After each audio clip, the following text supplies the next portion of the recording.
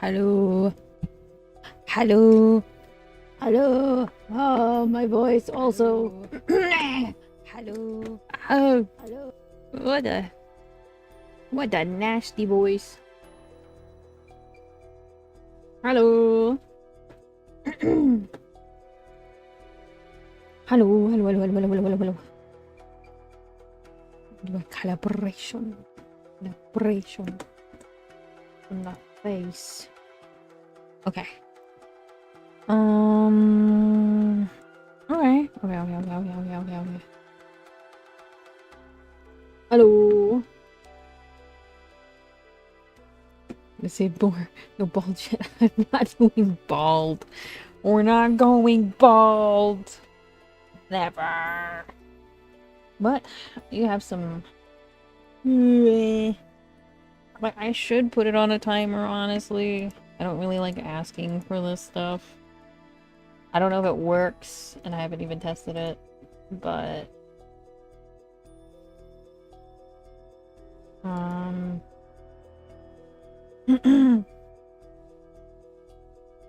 yeah. I got, like, hot and cold blinkas. But, oh, we got some news on some Kratos, and Kratos has got a bunch of things he needs to get done. And, yeah. I mean, I guess I can ask, but it would be... But none of you know Kratos. Kratos is our dog. And he recently was told that... Or we were told recently that the lumpies, because sometimes, you know, puppies get lumpies. Some of his lumpies are cancer and they need to get removed. And, yeah. So I have, I guess, calm set up. Kinda, sorta. I'm still super, like, very on the... I'm not sure about doing commissions because I stink at the commissions thing. It's not just, like, straight up work stuff. I don't know.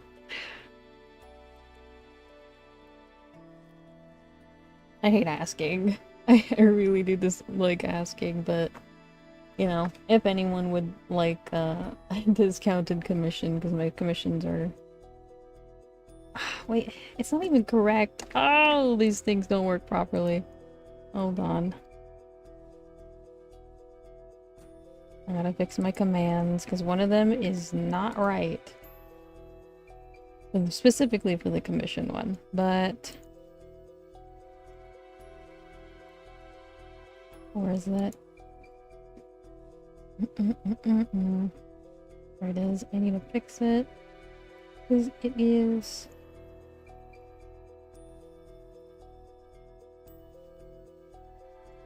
There you go. Hopefully that works.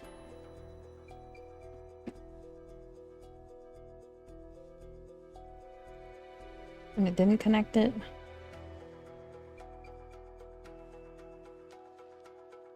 There you go.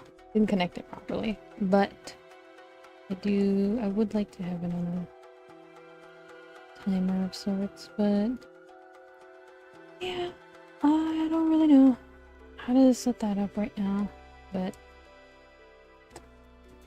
I'll try to remember to do it at the start and at the end of stream. But we have appointments tomorrow to get his blood work done to see if he can even undergo surgery. So, fingers crossed. He's just chilling. And he can get his surgery at the very least.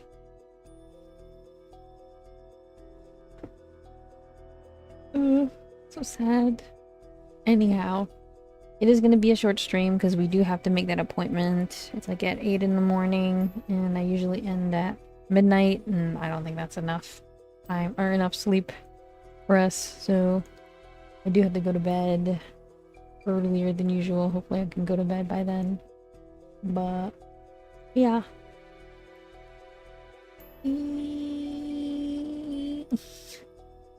So if anyone would like, please check them out. Stuff like that. I don't know if the discount things are properly working. I did input the discount thing, but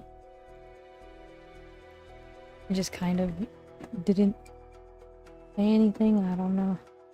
Maybe it needs like approval. But I don't see it anywhere. So I just put it at the price point. Anyhow. Let's get into the game. This little guy is freaking liking the bed. This crazy guy, he's gotta get his stuff tested and he's being stinky. 1 second. Hey!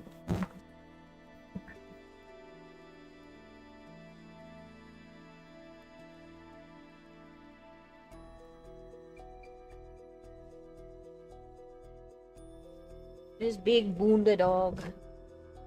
And his Bunda self. But yeah, fingers crossed he does not have a disease that makes it so he can't have his surgery. So, doing his blood work to get his blood tested early in the morning, and fingers crossed, fingers crossed. We're chilling, we're chilling. Anyhow, let's get started here.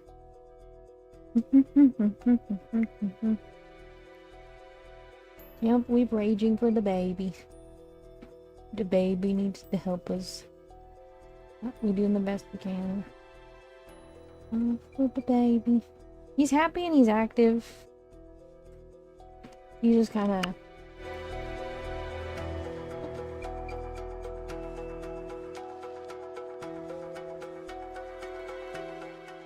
Yeah, he's happy, he's active, he likes to eat. So a lot of signs of like what they're looking for is like the lethargy, but he is in like lack of appetite. 1 second. Just fixing my light. But he literally just ran down the stairs just a second ago. He excitedly ran to eat his food. He ate his food and then he immediately ran down the stairs. Like, why do you do that? That's not good for you. But he goes and he does that. So hopefully he doesn't have that disease that makes it so he can't. And so that he can get his surgery and he can just, you know, chill for the rest of his days. And let's go ahead and get into this.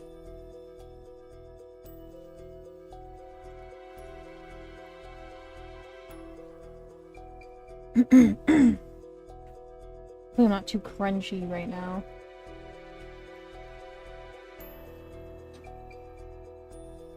I did.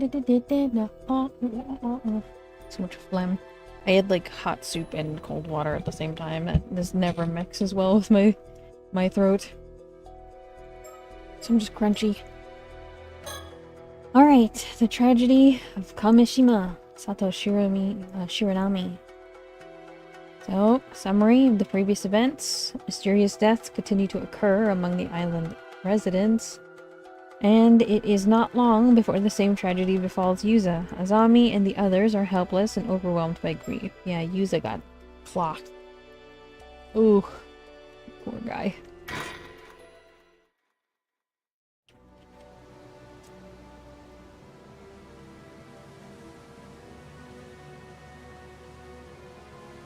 Damn it. What the hell is going on? What the fuck happened to you, Yuza?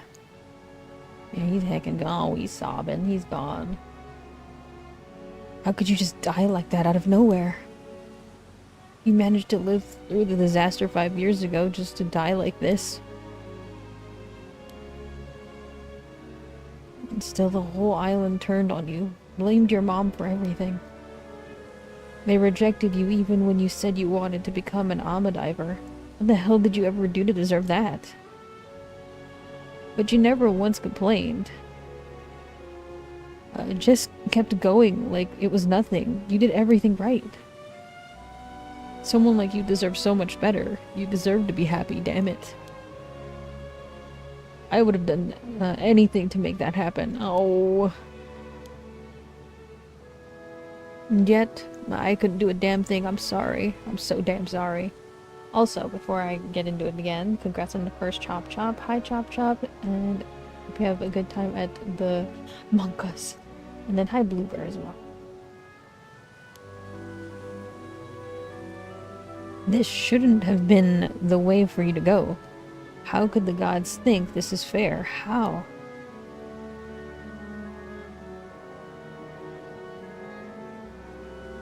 Hey, Tsukasa. Sorry, I know this is a terrible time, but there's something important I need to tell you. Yeah, go ahead.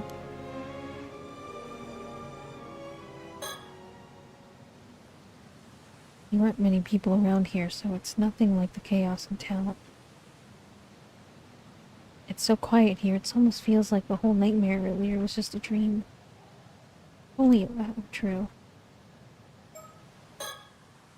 I don't think Tsukasa's the assassin, but I should make sure. Oh, homie's over there sad.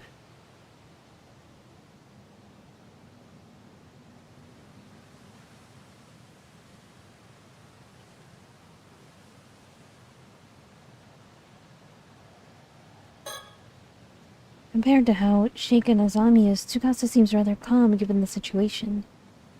She's probably wondering why I'm staying so composed right now, too.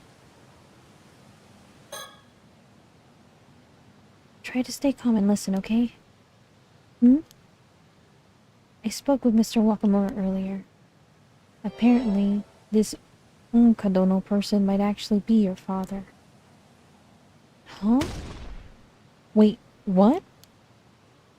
Wait. Are you serious? You're saying my pa, Yamashina, is Unkadono?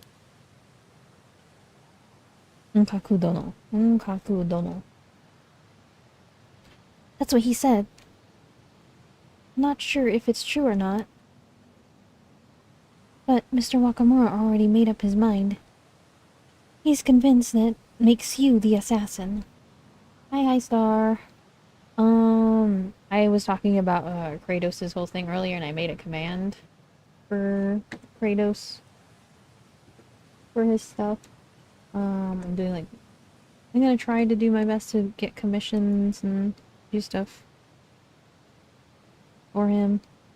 Yeah, I got it set up a little bit, so. Yippee! Oh my god, comms! Though I don't know if it says it's discounted or not. It's a little weird. If he finds you, who knows what he'll do. Huh? That's crazy talk. Me, an assassin? Come on, that makes no sense. I know. I don't believe it either.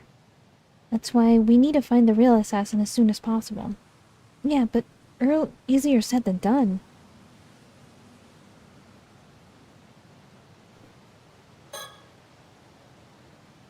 I should leave him be for now.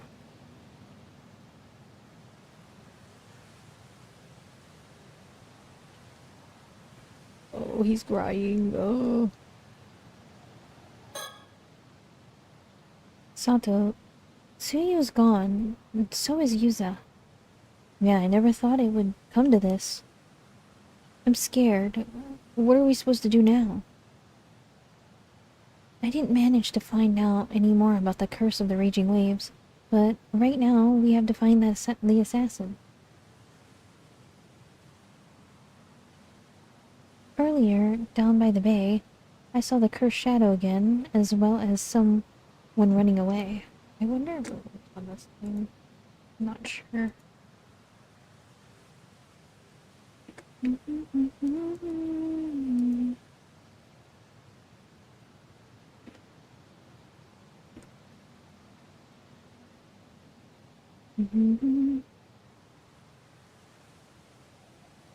It doesn't work on this one.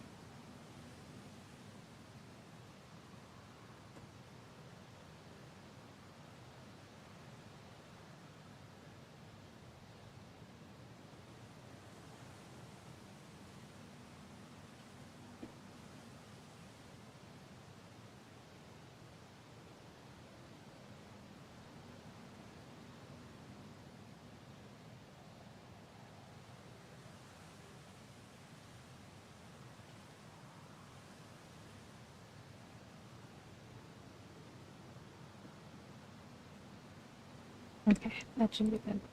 Just double checking all my thingies. Wait, the shadow. Hmm? Sorry, I need to check something curse related real quick. A curse? Oh right, earlier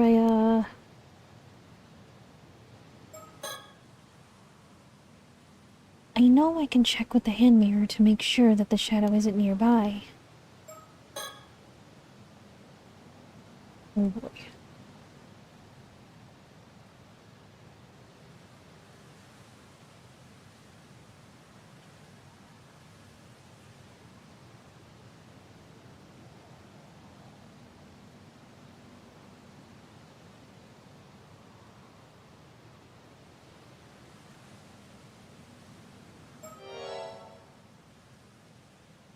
Damn it. What is it? I can't remember. Whoa, don't scare me like that. Tsukasa, what's the matter? I guess the shock had made me forget. Right before it happened, Yuza realized something important, but I'm blanking on it now. Huh? Something important? Yeah, Yusa said he'd figured out the condition the curse needed to affect someone. I swear, he said something about people being marked by something, but I can't really remember. He was just about to say who the culprit was, too, and then, when it happened to him, marked. I can't remember. Just thinking about the moment's making me sick. No, Tsukasa, it's okay. Don't force yourself to remember. I won't, but still, I do remember one thing he said. He thought that the curse could only target women from the island, but now that he was targeted... Hold a second. Hold on a second. I think I see what he's getting at here. Sato, did you figure something out? Could the curse...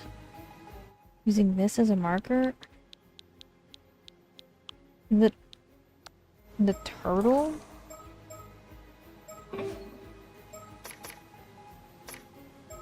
How do I spell the turtle, though?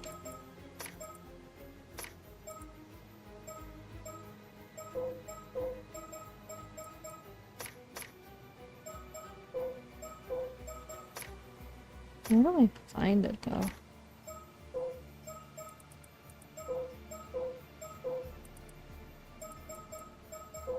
Ameshima. Ameshimaru.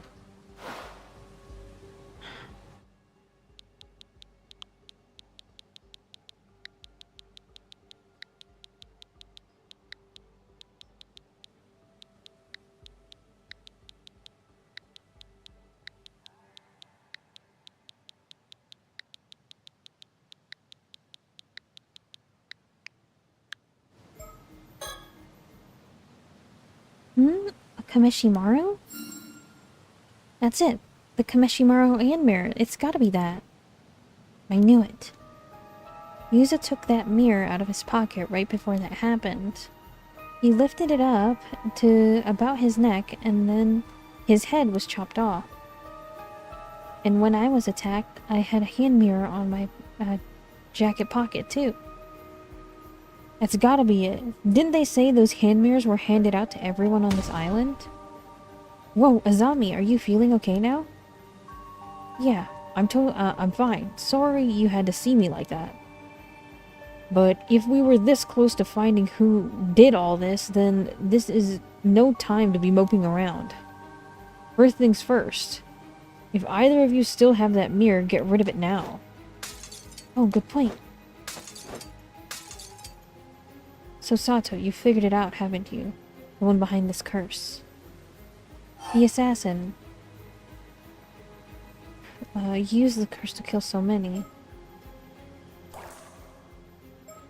I don't think I know who it could be.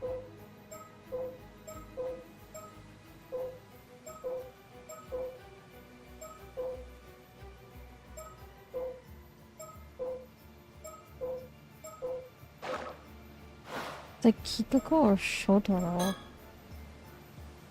Yeah, it's gotta be the person who gave out the hand mirror, so... Kikuko? It's to be Kikuko, right? You saying she never actually died? Wait, you're saying Kikuko was killed too? Yeah, we saw her lying in a pool of blood by the jetty. Ooh, she was not laying there. You did? I was just there earlier. I remember seeing a large blood stain, but no body. Really? I guess someone must have moved her. In all this chaos? Who's got time to move a body with everyone panicking like this? Where would they even move her? There's so many dead, we barely have the time or space to lay folks down and cover them up. That's true. Then maybe she never actually died, managed to get up and walk off on her own. But if Kikuko's the assassin, then why would she let herself get hit by the curse attack?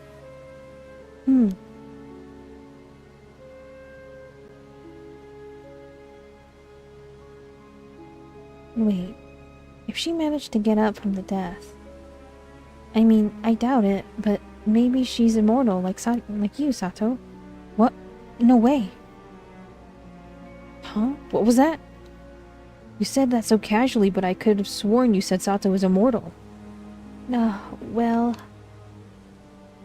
It's kind of a long story, but yeah, that's basically what it boils down to.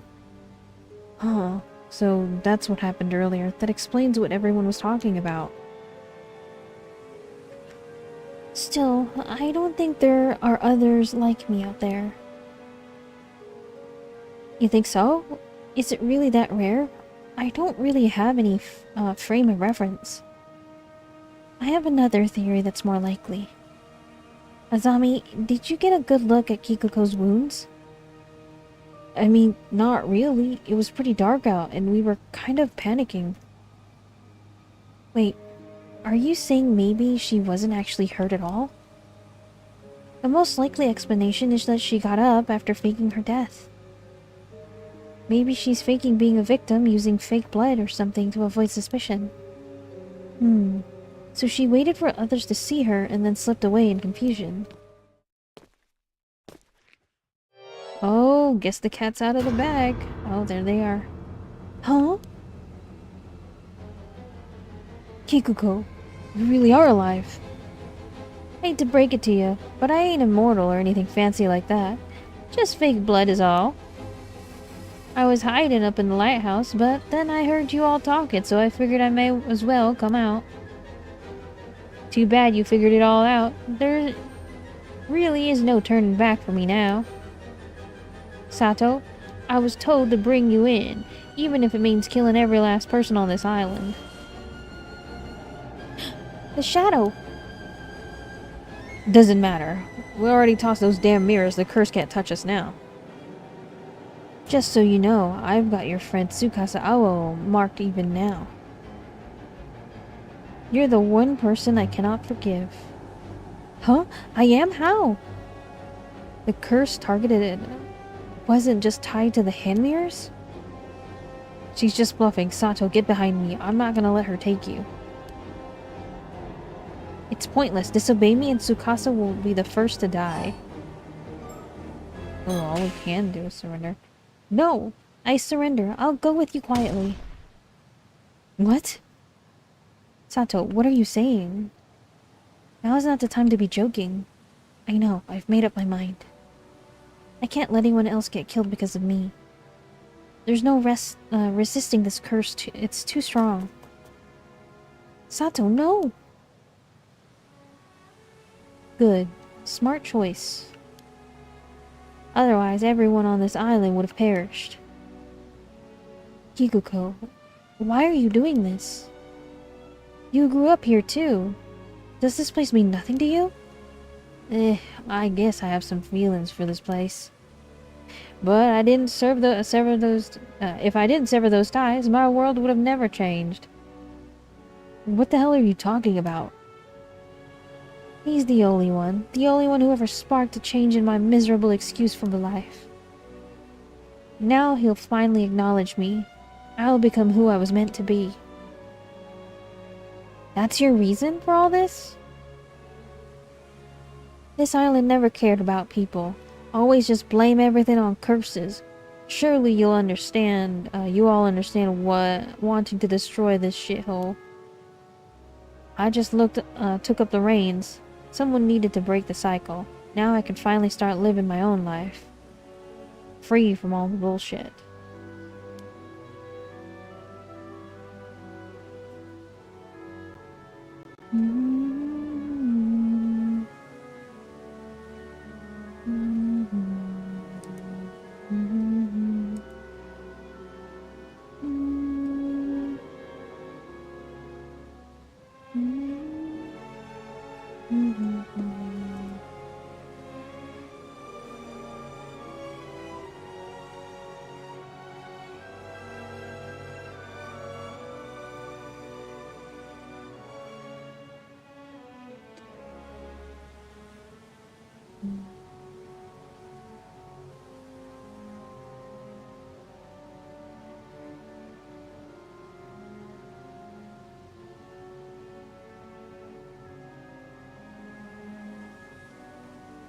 Anyway, we need to get moving. There's a boat waiting out back. If you follow us, I'll kill Tsukasa. Do yourselves a favor and stay right there, okay? Thank you, both of you. Please don't try to follow. It's too dangerous. God damn it. No, Sato.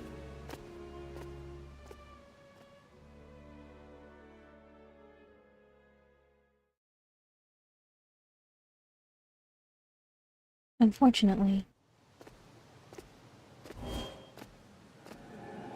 I can't have people that know my identity just walk away, especially not you, Tsukasa. Evil.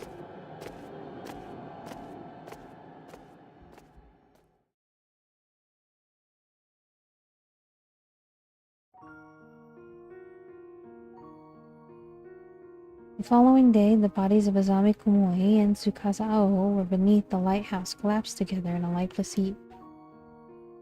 Azami, who'd been helping search for the curse mark, tried to take Tsukasa's place, but ended up caught in the curse instead. But the tragedy had struck Kamishima didn't end there. Right after the assassin left Kamishima with Sato Shiranami, a new calamity followed. A violent storm born of the curse of the raising waves erupted in the sea around the island. As expected, the curse could not be sealed away by the bronze mirror alone. Ferocious winds and towering waves pounded the island for 3 days and nights, leaving devastation in their wake. Most islanders who had tried to flee the tragedy by boat that night were lost to the storm and remains missing to this day. Among them was the assassin behind the incident. So we all didn't make it because of everything, basically. And Sato Shiranami, who went along with her, was never to be seen again.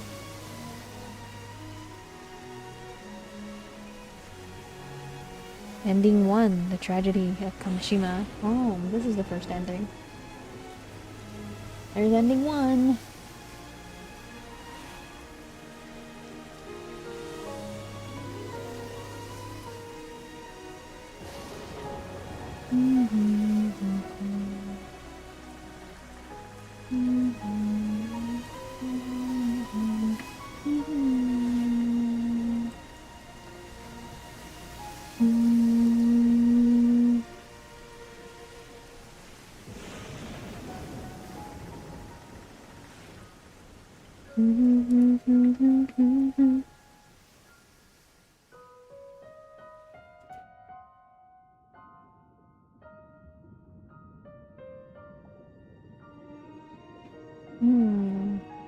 You may have my heartfelt thanks for all your hard work thus far.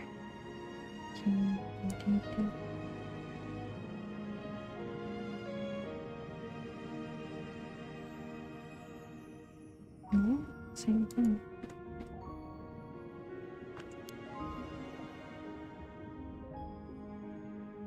And so, the affair surrounding Kamishima has reached one of its possible conclusions. Sadly, it seems neither Yuza, Minakuchi, or Sato Shiranami were able to achieve their goals. Aizuku. To avoid arriving at this particular outcome, please continue progressing through the story chart. After all, you came here for that very purpose, did you not? Oh my, are you perhaps still unsure of who you are? No need to worry, I'm confident you'll remember in time. You're just missing a few key pieces. As you travel along the story chart and shape what happens, perhaps you remember your part in this. Be sure to think on it as you move forward. Well then, I'm sure we'll see each other again soon. Farewell for now.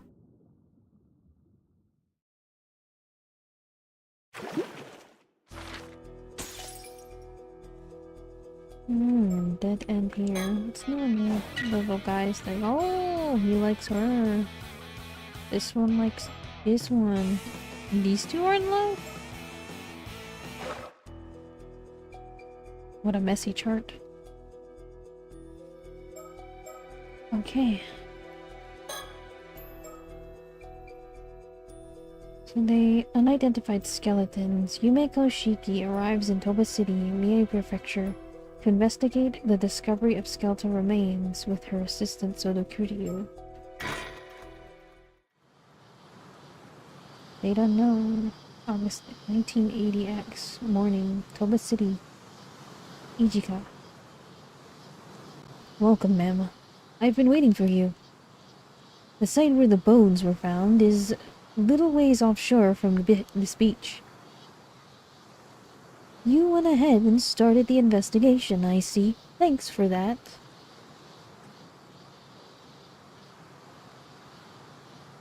All good. You have fun doing your thing. I know that it's pretty good. I still need to watch the third one, but I'll get around to it. Not at all. Hi, Mike. You clearing everything with local police meant all I had to do was arrive and inspect the remains myself. To get straight to the point, there's no doubt signs of a curse are clearly evident. The skeletal remains are tied to a supernatural incident. Hello, hello. Seems I was right to trust my intuition in this one. 6-day stream streak! Alright then. Let me hear the full report. Understood.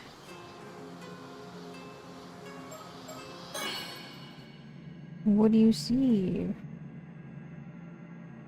Do you see any cool stickers? No? No stickers to be seen. Just a random guy. Are the ladies in this one even prettier?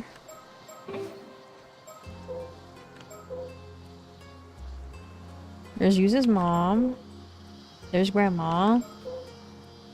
There's Sato. There's Tsukasa. There's Kikuko. Chie. Yumiko. Ladies. There's Cersei. But Cersei's like 5, so...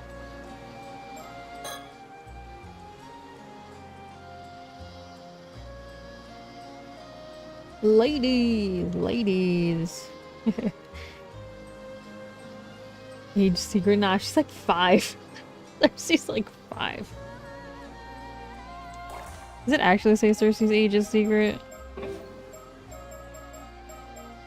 That's wild. And oh no, it says she's 15. Okay.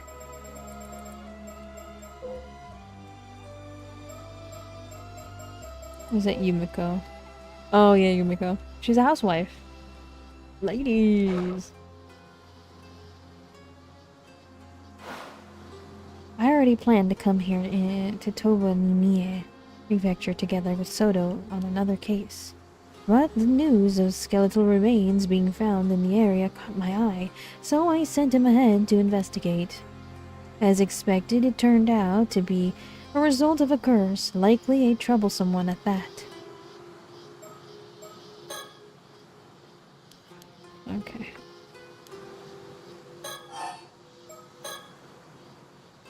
To begin, shall we review the details of the case?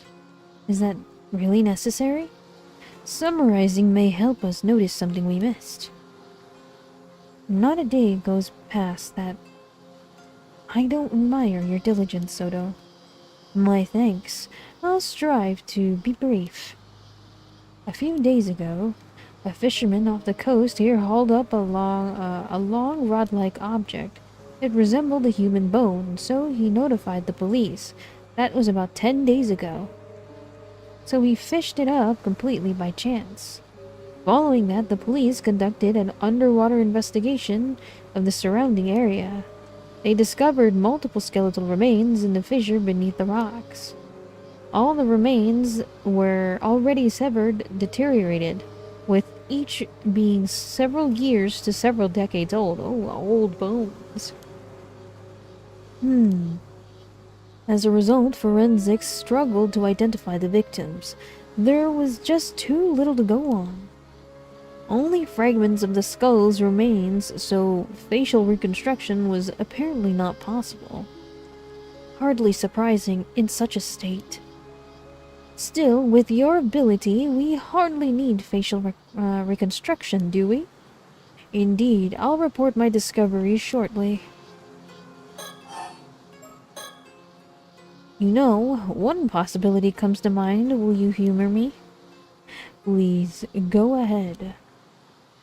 I wonder if those skeletal remains could be the victims of Kameshima's Southern Sea disaster from 5 years ago. Regrettably, that is not the case. Oh, darn it. Please don't sound so defeated. Forensics confirmed 5 bodies in total. But they said that each had decomposed over a different length of time. Oh, meaning they didn't all die at the same time? Correct. The most recent appears to date back 6 years. The others go back 10 years before that, and another 10, and another 10, and so on. So roughly 1 body every 10 years. Indeed, I imagine that any older remains may have simply decayed entirely. Which means someone using that fissure as a place to dump corpses for decades.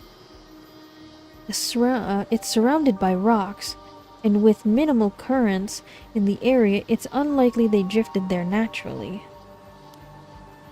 Yeah! Nice, Klein. Okay. Nice.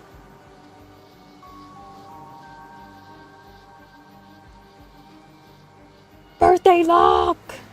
Yippee! I knew it. I knew the birthday luck would kick in. Yeah.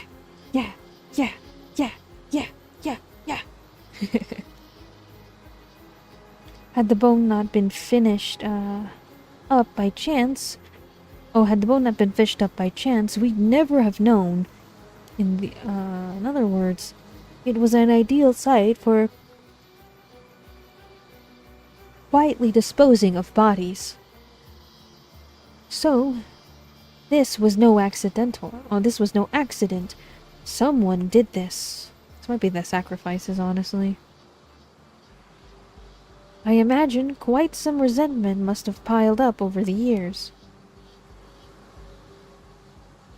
Indeed, but I've already cleansed the lingering resentment in the area.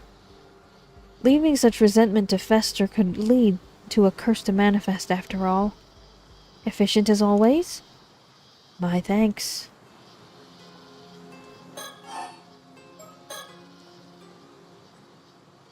There is one more point of concern that all the remains have in common.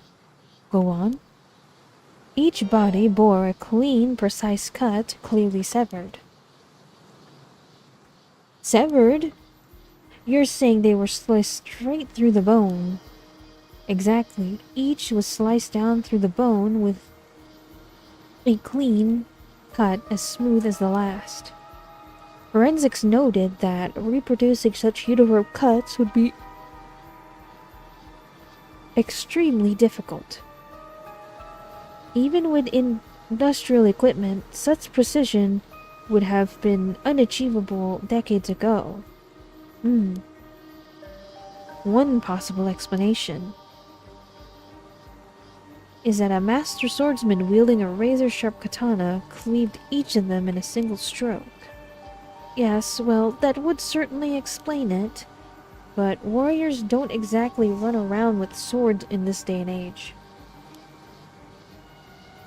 Which brings us to the possibility of a curse, I suppose.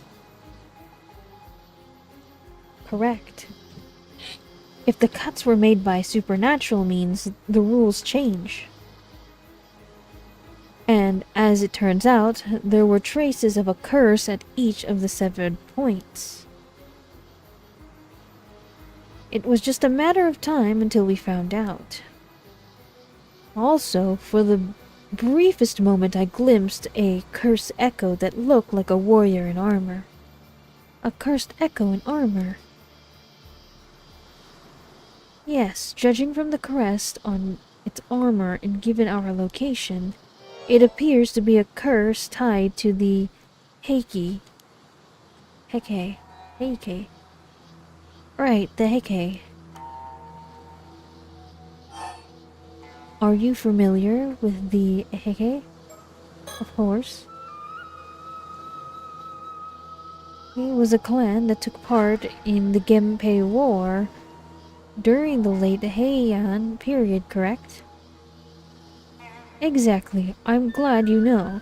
That makes things easier to explain. The Heike were defeated by Genji during the Genpei War and were ultimately destroyed. The tale of the Heike preserved just how prosperous they were before they fell. Many who lived through the downfall carried deep regrets. The resentment is especially persistent. Many traces remain even today, and they can be quite meddlesome.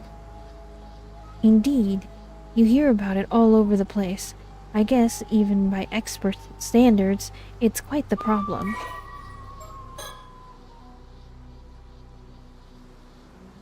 Iamori, Tsunemori, Norimori, Yorimori, Tadanori, Shigemori, Motomori, Munemori, Tomomori, Noriko, Korimori, Haida no Masamori, and Big Tadamori. Genealogy of the Heike. Heike were part of the Issei Tairan clan, which was itself an Issei-based branch of the Taira clan, a prominent samurai family of the Heian period. Although the entire Issei Tairan clan was greatly influential, Heike refers to be particularly prosperous, the prosperous lineage of Tairai no Masamori, Tairai no Tadamori, a Tairai no Kiyomori, and known as one of the most prominent samurai families of the Heian period alongside the Minamoto clan, the Taira clan was originally based in the Kanto region. However, following Taira no Masakado's uprising against the central government in the year 935 and its suppression at the hands of Tairai no Sadamori, the latter's son, Korahira moved to Ise province, where he came to wield significant political power. This was the start of what would become known as the Ise Taira clan. 4 generations on the Korahira Taira no Masamori consolidated the family influence in Ise. His successor, Tadamori, was granted permission to enter the imperial court in 1132, eventually attaining a rank equal to that of nobility. The distinguished military exploits of Tadamori's son, Taira no Kiyomori, further led to Kiyomori's promotion to Daijo Daijin, Chancellor of the realm, the highest possible government rank in 1167. In 1180, Kiyomori's daughter, Noriko, married to the imperial family, and her son ascended the throne as emperor, enabling the Heikei to consolidate their monopoly on political authority. Thus, the Taira clan came to dominate the political landscape of the time. Such is their wealth and power, the one member of the clan is said to have remarked that all those who did not belong to the Taira clan were to be considered people of no position. However, this golden age of Taira clan did not last long. Their arrogant rule and dictatorial grasp on the power led to many turning against the Taira clan, and the stirrings of rebellion soon came to a head, with several prominent figures joining forces in a bid to overthrow them. In the midst of the resulting years of warfare, Kiyomori died of illness in March 1181. Despite losing one of their key members, the Taira clan continued to struggle against their opponent, but to no avail. In 1185, they were finally defeated in the Battle of Dan no Ura, and many of its members, including Kiyomori's grandson, Emperor Antoku, who was still a child at the time, were lost beneath the waves of Dan no Ura, burdened with the unfulfilled ambitions. It is said that Kusanagi no Tsurugi sword, one of the 3 imperial regalia of Japan, regarded since ancient times as a symbol of imperial authority, was also lost to the sea that day. After their defeat, the surviving members of the Taira clan, now disgraced, as fallen warriors scattered across the country and lived out their days in hiding. Even to this day, legends of Taira clan survivors persist in various regions across Japan. Okay. Interesting. Well, cool. Is there any more? I don't think so. Look at all that. What's more is the katana the curse echo carried. I believe it may have been the famed blade Nukimaru. Nukimaru? Yes, a blade passed down to the Heikei once welded by Taira no Tadamori. I see. It would seem your love for swords has proved rather useful here. So what you're saying is that these skeletal remains were cut and killed by the power of Tadamori's curse. I can't say it was Tadamori himself, but I am confident it was a curse from someone within the Heikei. At the very least, it offers an explanation for those mysterious perfect cuts. But the bodies being dumped every decade surely can be the curse too, can it? Correct. I imagine the part likely involves further investigation by someone else. So, this wasn't an accident by some spontaneous curse. There's a perpetrator out there. Indeed, however, I can't imagine any psychic with enough power to wield such a curse would dispose of bodies so poorly. My theory is someone is using a cursed stone. They are killing through its curse, then discarding the bodies. Cursed stone? Think of it as a talisman that lets even those without spirit sense use the power of curses. They are created when intense resentment fuses with a suitable relic. Sounds dangerously convenient. There were a few incidents involving curse stones in Tokyo last year, actually. Didn't you hear? Oh, now that you mention it, that somewhat rings a bell. Curse stones. I'm sure we've already read that before. In short, whoever's behind this possesses a stone imbued with the Heikei's curse. They use it to kill someone roughly every decade, dumping the body into the sea. Yes, that aligns with the evidence. Thank you for the summary. And now, here's this cursed stone imbued with the curse of Heike. This whole thing is turning into quite a headache. Even with so little to go on, Soto deduced all this. Pretty impressive. I'll have to remember to give him kudos later.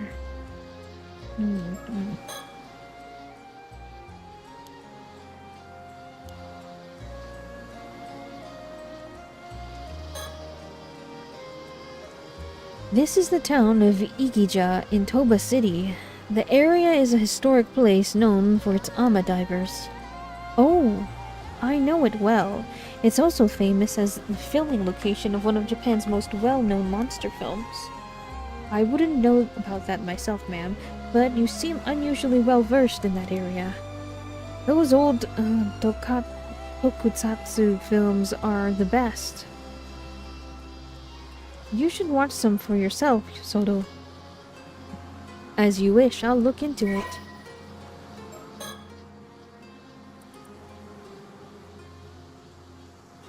Settlement located within Toba City in eastern tip of Shima Peninsula. The area takes the name of Ijikama Kajima, the island and offshore of the region. It is said that the hollow in the center of the island was so reflective as to resemble the mirror, leading to Yamamoto Hime no Mikoto giving it the current name, which is written with characters for stone and mirror. The Ria's coastline is particularly a beautiful sight and is well known as a good spot to watch the sunrise. It is also notable as the filming location of the first entry of one of Japan's most famous monster films, and sees many visits from fans as a result.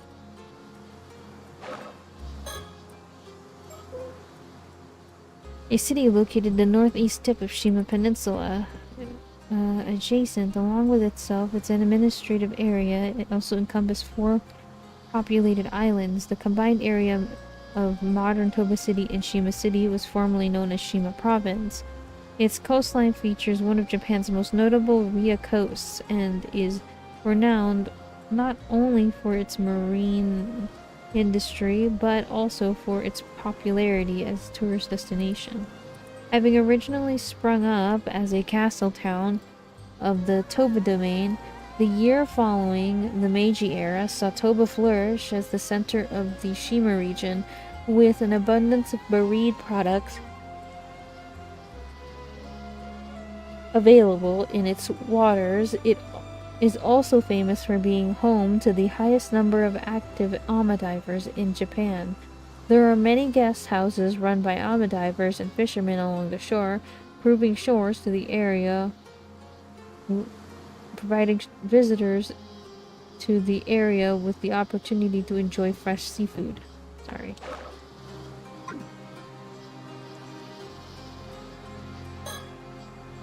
A diligent and earnest young man, his mentor, my husband, has nothing but praise for his skills, so he has my complete trust. I know I shouldn't rely on him too much, but he's so good at noticing the finer details than I often find myself doing.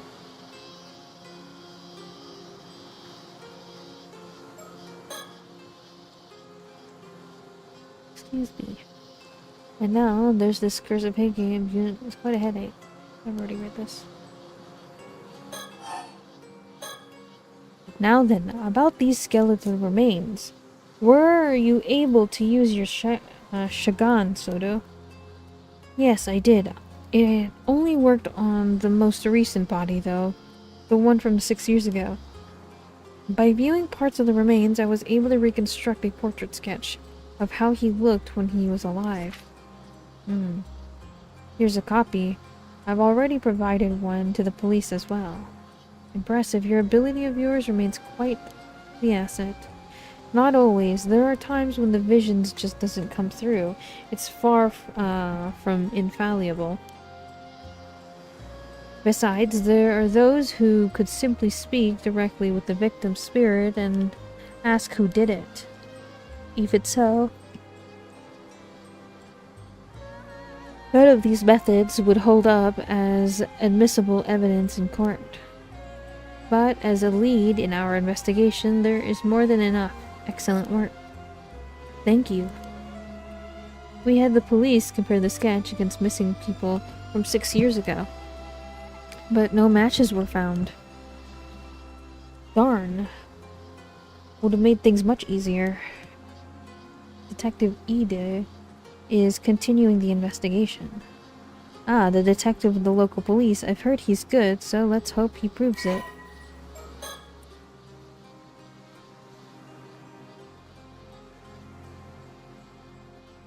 The case in which multiple human skeletons were discovered from the deep fissure in on the Toba seabed. The initial estimate indicating that at least five bodies had been disposed of there. The following information was not been made available to the public. Victims' identities unclear. All victims are male. Each body is thought to have been disposed of at different times. The most recent body dates to about 6 years ago. Facial sketch of this individual obtained using Soto Kiryu Shagan's ability. Hi, Clay. The other remains shown signs of gradual aging, with the oldest dating back more than 30 years. Although the presence of older remains has also been confirmed, they have completely decayed, and it is impossible to tell how old they are. It is unlikely that the bodies could have drifted into the fissure naturally, so it is thought that someone has been discarding them there every few years. Each skeleton shows signs of a clean, precise cut inflicted by a sharp blade. Traces of a curse were also detected from around the severed sections. The victims are believed to have been killed by a curse wielded by someone connected to Heike.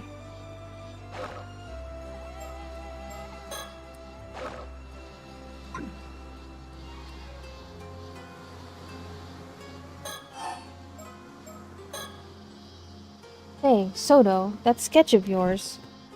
Maybe we should show it to some of the locals? Ah, good point. Someone might recognize him if they were around here 6 years ago.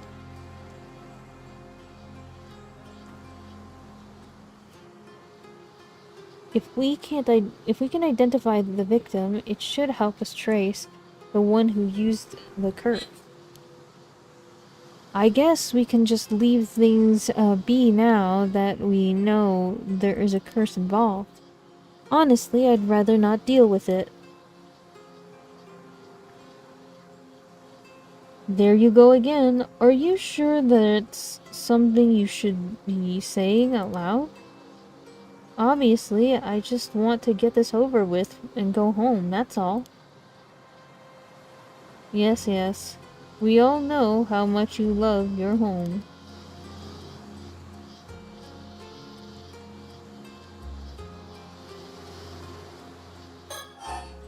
Thanks for the head pats. You can see the sea from here all the way to Kamishima. Do you sense anything out there, Soto? Yes, I do. The waters south of Kamishima are saturated with the powerful presence of the curse of the raging waves. I can sense it even from this distance. That's how strong it is now. Is that so? Looking out to the sea, I can't see a thing.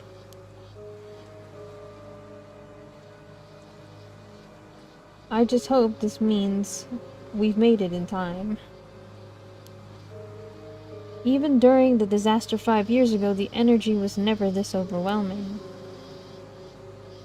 The sea has broken. There is no doubt about it. So if there's already broken, that isn't good.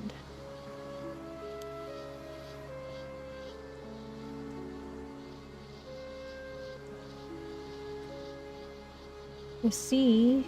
oh my goodness. The sea seems calm though. Does the storm not break out immediately? All good. Do your thing. Yes, something seems to be holding it back for now. Oh? So there's a silver lining at least. It seems stable for the moment. We probably should have 2 or 3 days of safety. Then we've got a bit of breathing room. Perhaps there's still something we can do.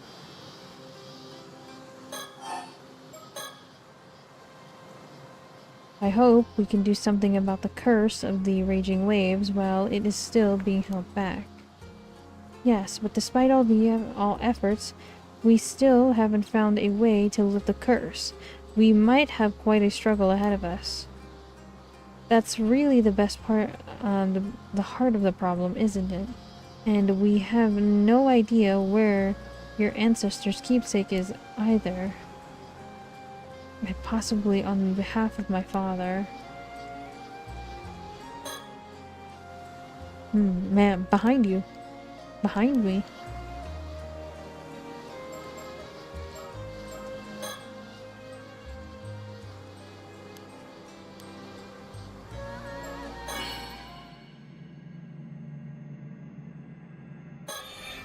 Huh? Who's that? Just someone from the town passing by? Huh? Hello? That's his mom. Ah, she bolted. Soto, after her. On it. Oh my gosh. Hey, stop.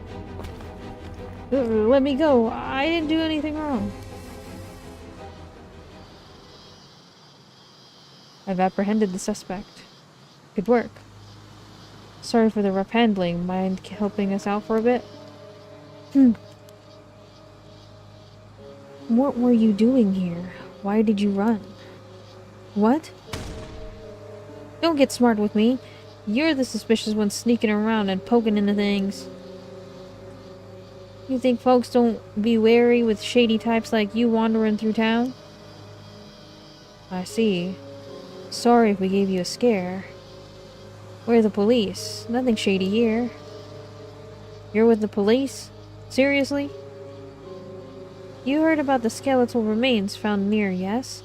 That's what we're looking into. You don't look like police.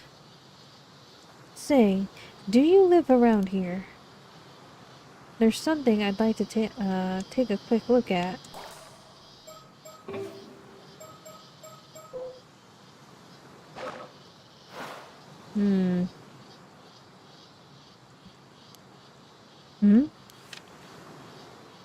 Do you recognize this face at all?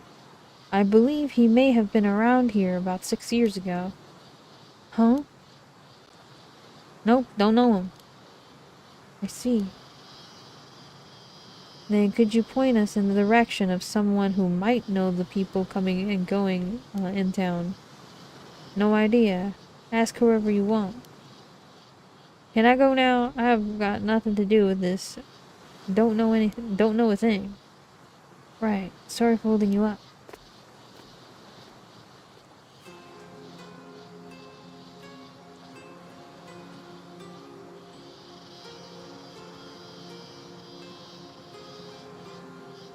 What a peculiar woman. It was like her mind was somewhere else entirely. Well, either way, we should talk to more people in town. Agreed. Also, could you ask around and find out who that woman is? Of course.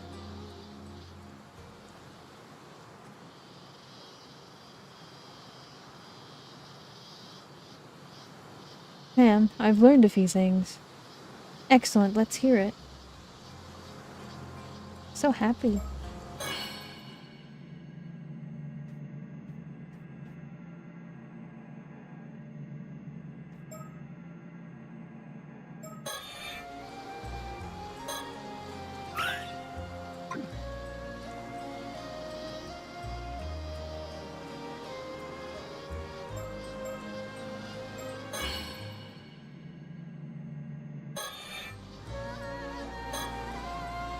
didn't so much as flinch at the thought of tedious door-to-door investigation.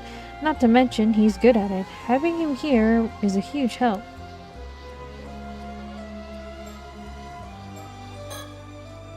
We split up to ask around town, but all the leads I found didn't actually lead anywhere. I'm just not cut out for this kind of legwork.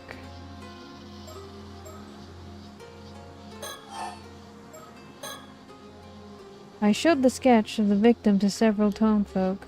However, it would seem that no one here recognized him at all. Unfortunate. I suppose chances are he wasn't from the area to begin with. Guess we'll have to place our hopes on Detective Ide then. You don't suppose we might be working with a bad sketch here? You needn't worry about that. I'm confident in the likeness. It should be a near-perfect match. Right. I'm sure it's close. Sorry for doubting you. I also looked around about the woman we encountered earlier. Apparently she isn't originally from this town. Is that so? Indeed. Apparently she wandered into town about 5 years ago. Ooh. She's been living alone in a cheap rental apartment on the outskirts of town ever since. When she first arrived, she had nothing but an old wooden box which she was clutching as if it were dear to her. Nothing but an old wooden box. Supposedly, she used to work as an ama diver around when she first moved here. She'd occasionally go diving for fish. But these days she keeps to herself and no one ever sees her diving anymore. No one really knows how she supports herself, and many of the islanders find her unsettling. Perhaps she fled from something and moved her life here. That was suggested, yes, but she never spoke about her past, so no one knows for sure. Although, according to her landlord, she never has been late on rent, and she's never caused any problems either. Still, it seems odd she gets so worked up about strangers coming to town. Doesn't seem like she's in any position to be worrying about that. You think she might be hiding something? It's possible. Her attitude changed the moment we said we were with the police. Perhaps she was keeping watch over the coast where the bodies were dumped, waiting to see if someone showed up. Right. I mean, the most recent body is from 6 years ago, and she arrived in town 5 years back. The timing is rather suspicious when you look at it like that. We'd best keep an eye on her. Agreed. Were you able to get her name? Apparently, her last name is Somikawa, but I didn't manage to get her first name. Somikawa? Why does that name sound so familiar? You've heard of it before? I think so, but I can't quite remember where. But I'm a woman who casts off her long past. I guess I shouldn't let it bother me. Not this again. Let's leave any time consuming background checks to Detective Ide. Very well, I'll inform him.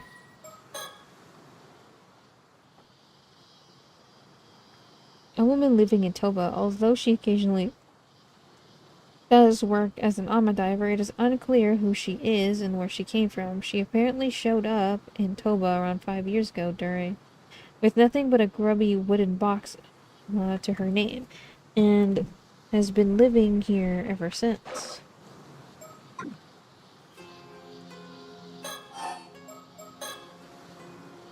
So this means that woman might have been marking us since we got here.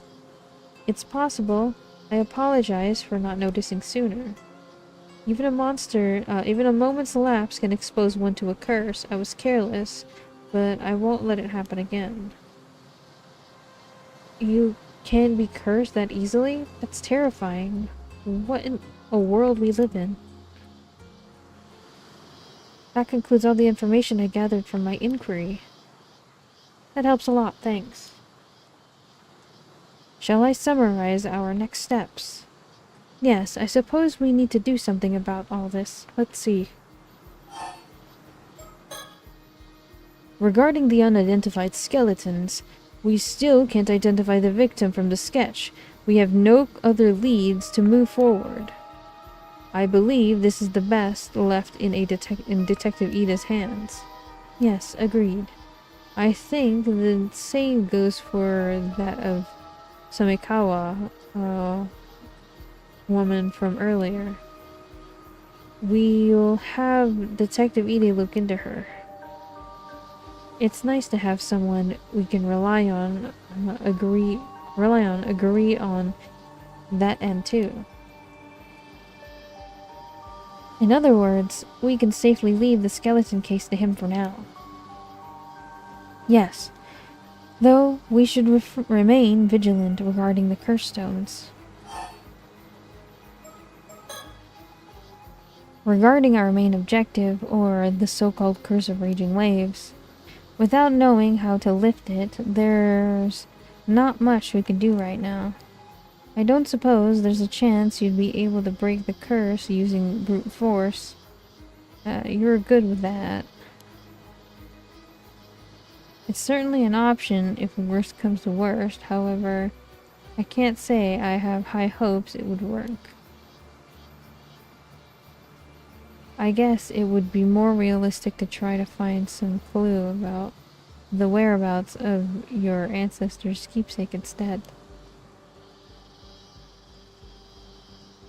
Indeed, it is said that items may hold the key to lifting the curse of the raging waves.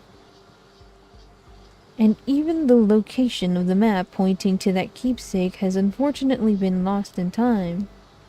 Although the map has said to be hidden inside a model of a mermaid mummy. One rumor says it was sold overseas during the Edo period. Doesn't sound promising. If we can't find it, I guess we're back to trying to break the curse with force. But to even consider that route, we need much more intel from the island. Which is why we need to head to Kamishima. And at that, the very least, advise the locals to evacuate. Yes, hopefully someone of influence there will believe us about the curse of the raging waves. Something wrong? I don't know. Just one of those insiders I spoke with seems to be calling me over. Something may have happened. I'll go find out. Please do.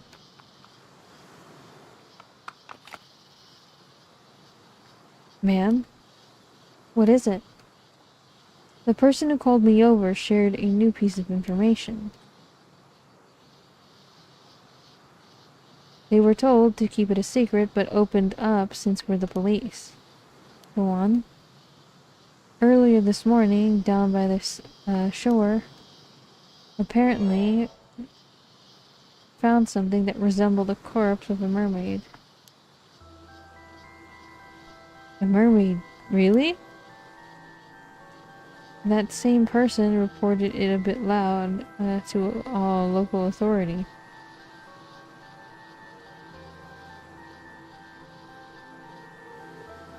The same person reported to the local authority and was immediately ordered to tell no one, not even the police.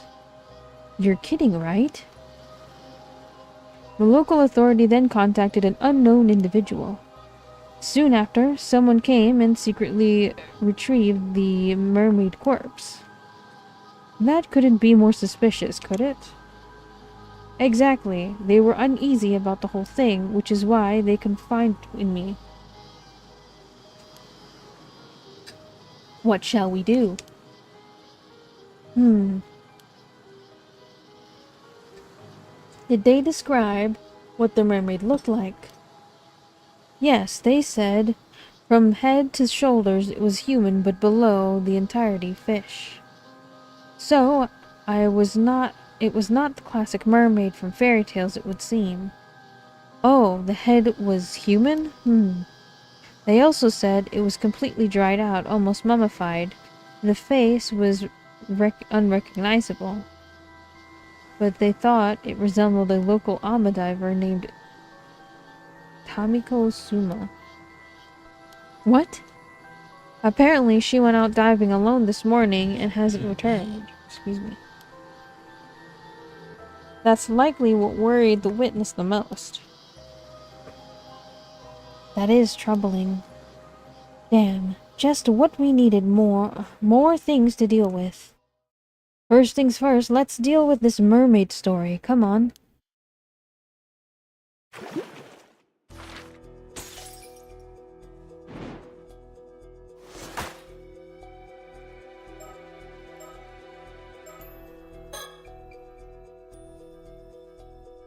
A mermaid corpse has been discovered on the beach near Ichika town. While Yumiko and her partner investigate its whereabouts, they run into an important local figure.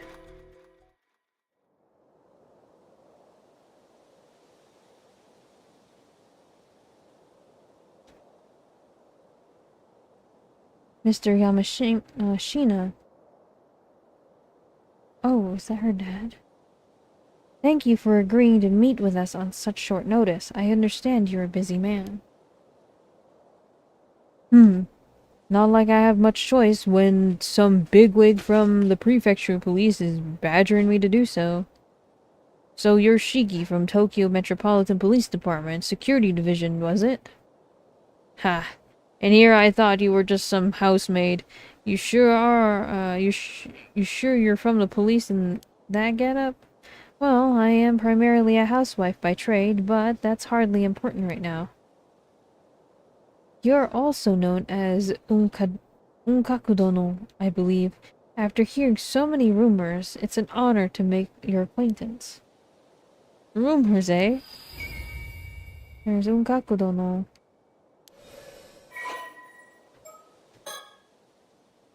A wealthy tycoon who owns multiple companies and swaths of land, particularly in the Tsu and Ise area, born in the Taisho period, unmarried. His family came into business in the Edo period, traveling from town to town, selling talismans, miscanthus, reed hoops, and other items to ward off evil spirits during the Meiji period. This business expanded into a trading company, and the Yamashima family became prominent contributors to the development of the region. Born to the heir of the Yamashina family business and the daughter of a noble family, Yoshiatsu grew up in an influential environment. Here he received a thorough education tailored to gifted children. However, the end of the war, Yoshiatsu inherited the company assets in his 30s, but was quick to sell off all the shares he owned, using the proceeds to buy and sell real estate and stocks, a practice that made him extremely wealthy. After amassing his fortune, he slowly he showed a keen interest in investing in ambitious younger people, actively monitoring those he took a particular liking to. This approach led to the emergence of many successful businessmen, which included Shinobu Wakamura and of Kamishima.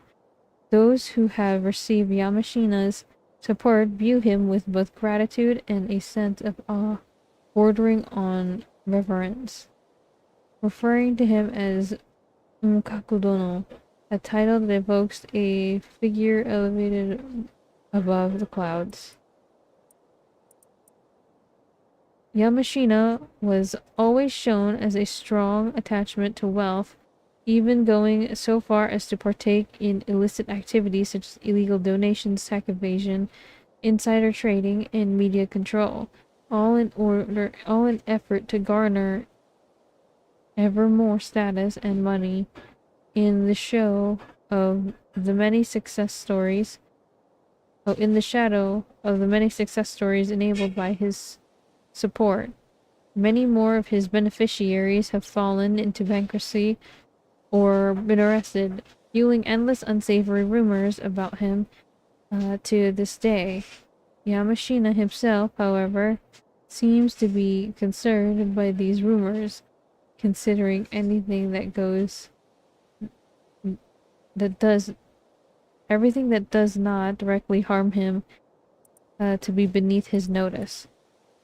Even as a lifelong bachelor, he has surrounded himself with many followers, both publicly and privately, and has never lacked in anything to satisfy his personal needs. A few years ago, he began to seriously consider the issue of a successor, driven by his determination that his beloved fortune would never fall into the hands of someone untrustworthy. Perhaps for this reason, he began to develop a keen fascination with immortality around the same time, and is said to be secretly investing vast amounts of money into research on the topic. Another rich old person for living forever.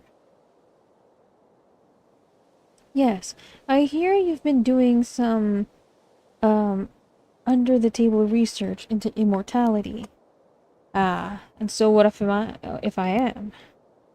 Well, now, I wouldn't have to expect you to be such a dreamer, but it does make you just a bit more relatable. You can laugh all you want. What is it you've got with your police anyway?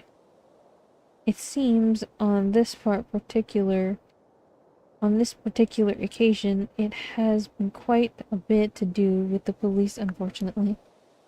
You don't say.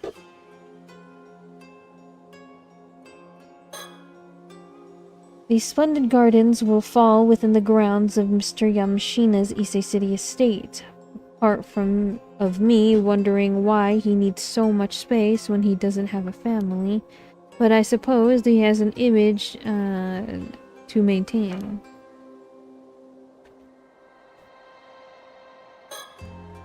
People like Yamashina have tendencies to underestimate me whenever I meet with them. Having someone intimidating like Soto with me makes them too easy. Oh. Sorry.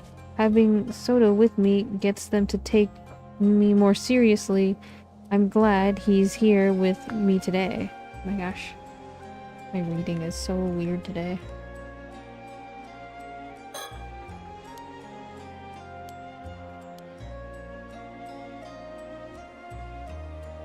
Oh. Another bird.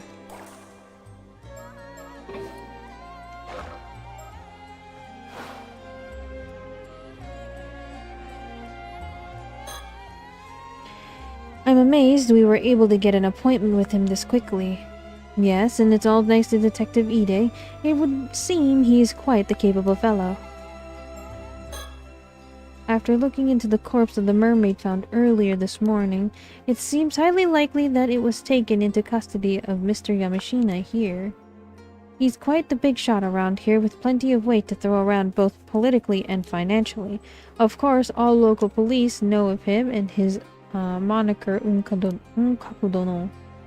We had to get one of the higher-ups to act as an intermediary to even get a meeting with him.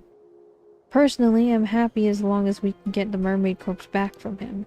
Although I certainly won't complain if he can tell us anything about the curses as well. I hear he's quite the curmudgeon of. We'll have to watch our step when dealing with him.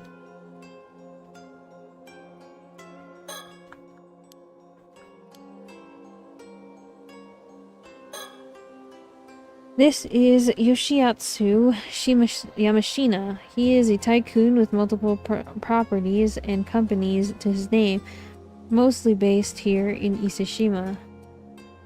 He's long been rumored being involved in various shady dealings.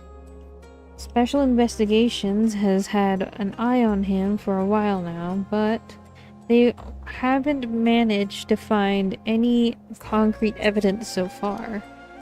It seems he has a knack for pinning the blame on his subordinates before finding a way to slip away.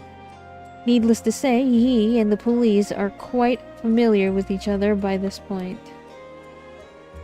Although I don't doubt he has local police chiefs and politicians under his thumb behind the scenes.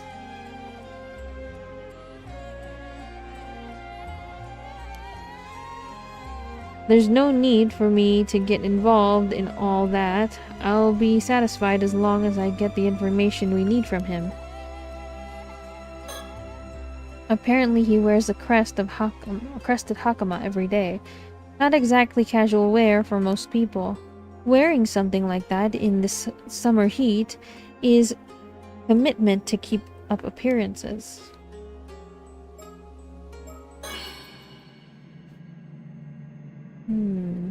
Bird. This mission has served no purpose so far.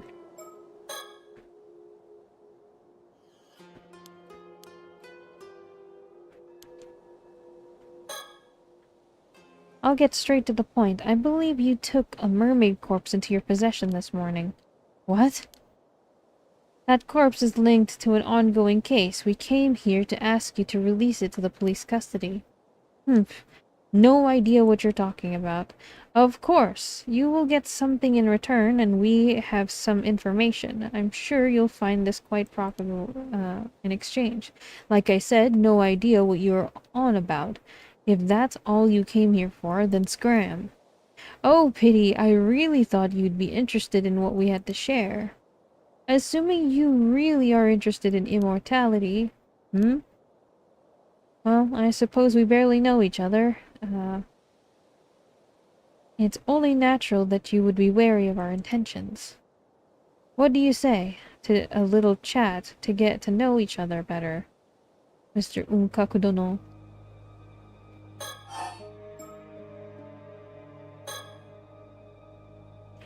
I hear you've been putting up quite a bit of effort to training up your younger generation recently. What's your take on today's youth? Unless they're a lot of them, bunch of pushovers that have let all this new generation tribe go to their heads. We're the ones who built this country back up from after the war, but they're out there strutting around like they own the place, far too big for their britches. My, what a scathing review. Would our resident member of the new generation like to comment on that?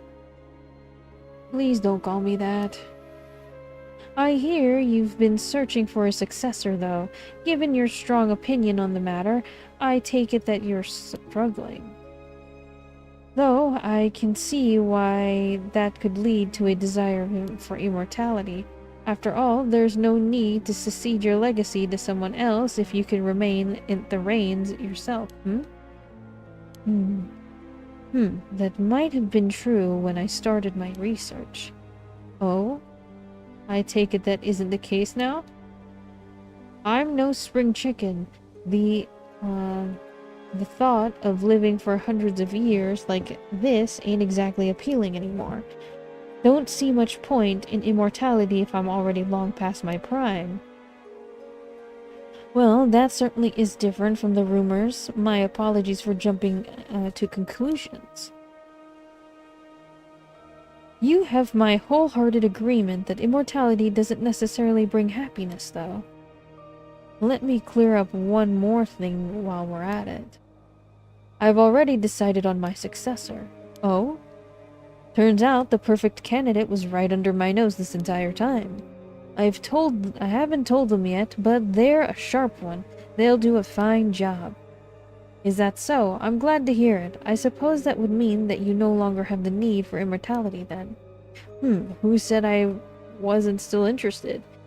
It simply has nothing to do with my successor. I still intend on continuing my research for medical advancements, you understand, so Think of it as doing my bit for society. You lot are always quick to assume the worst of whatever I do. How about you mind your own business for a change? Well, there's not much we can say to that. We'll try to be more discerning from now on. I've already chosen my successor. No need to harp on about it anymore. Already written up my will and passed it off to my lawyer. You be sure to let your friend at the police know too. By the way, you're obviously not just some run-of-the-mill cop. Who are you? I believe I mentioned when I introduced myself, I'm just a simple housewife. A likely tale. Plus that fellow next to you also got a strange air about him. He's not an ordinary person, is he? My, how observant of you. I suppose you could say that, yes? Doesn't take a genius to see it. One of them phony psychic types, are you? Phony? Hit a nerve, did I? There are far too many of your kind around lately.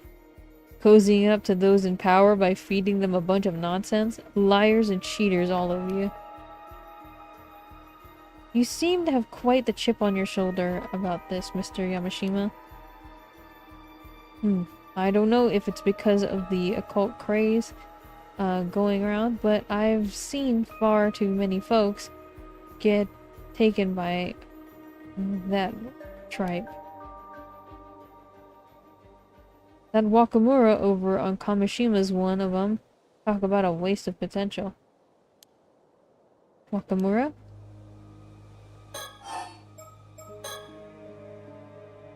Can't say I care much about who you are anymore. You're going around with some phony psychic tells me I need, all I need to know. How dare you? Soto, calm down. He can think what he wants. There is one thing I should warn you about. Eating the flesh of a mermaid and you found won't grant you immortality. And what would you know about that? Well, do you know... One hears all sorts of things in this day and age. I don't know where it came from, but there seems to be a legend that eating mermaid flesh will grant one immortality. I wanted to say...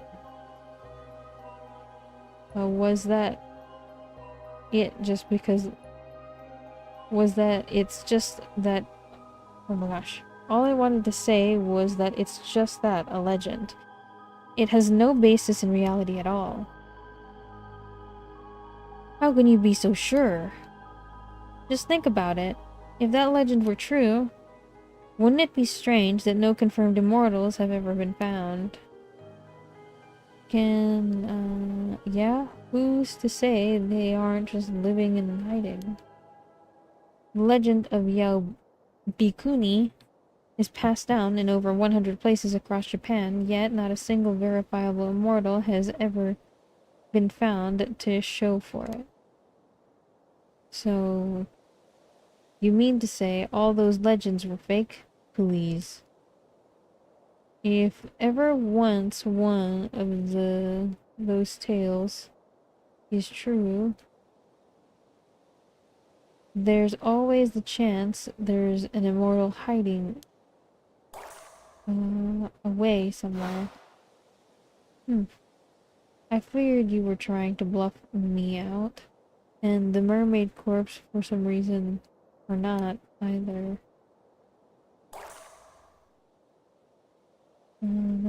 So I should give us something you don't want me to find out.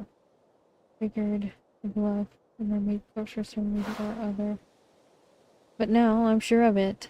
That the thing's hiding some sort of secret, isn't it? Something you don't want me to find out.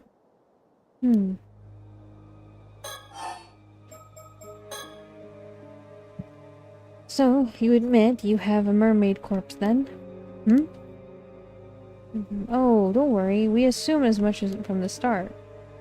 If I'm not mistaken, that mermaid was a sort of mummified state, no? I doubt you'll be eating it as it is. Surely there's no harm in handing it over. So you can hog it for yourself? You won't fool me that easily. You don't think that the rare specimen like that ought to be placed in care of a proper research institute? I'm saying I'll get a specialist research institute to study it. Problem solved. Ugh, I suppose so.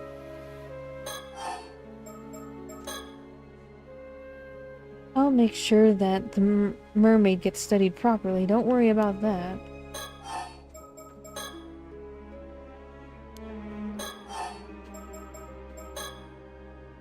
By the way, you're quite well connected around these parts, if I'm not mistaken. This doesn't have anything to do with what we came here to talk about, but I was wondering if you happen to recognize the person in this sketch. It seems he lived in the Iseshima area around 6 years ago. Nope, never seen him. I assume you've heard the news about the old man's bones found in the seabed. This is a sketch of one of the victims found from that case. You're sure you have no idea who it could be? Bubby.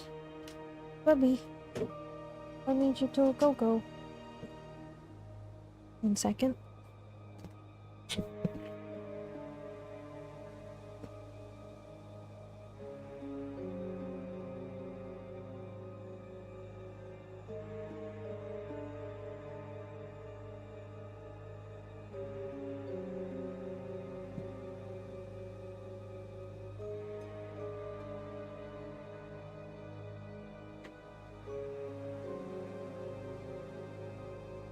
You sure you have no idea who it could be? First I heard of it, actually. Got no interest in things that have nothing to do with me.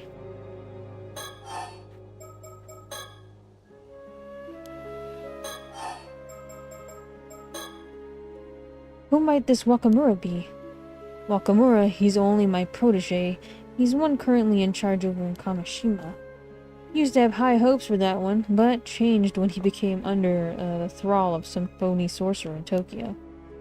A phony sorcerer in Tokyo.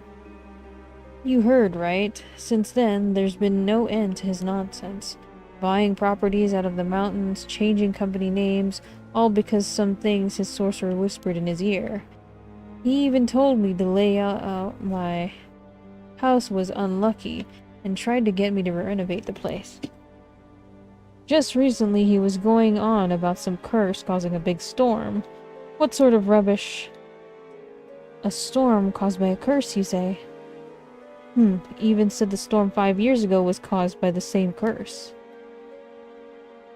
He's been trying to wheedle me into helping him find some way to stop it. But I'm done with him and his ramblings. Man's clearly lost his cause. Man's clearly a lost cause. He'll be coming over here tomorrow morning, but I'm thinking it's time to have someone else take the reins over Kamishima. I see. So even though you believe in immortality, you refuse to associate with anything to do with the occult. And you do? I figured someone claiming to be a cop would have more sense than that. How are you meant to solve crimes if criminals can just put out curses left and right? You won't find me disagreeing there. So, what exactly was it this Wakamura has been saying about this curse? Hell if I remember. Why don't you go to Kamishima and ask the man yourself? Maybe we will. Thank you for the information.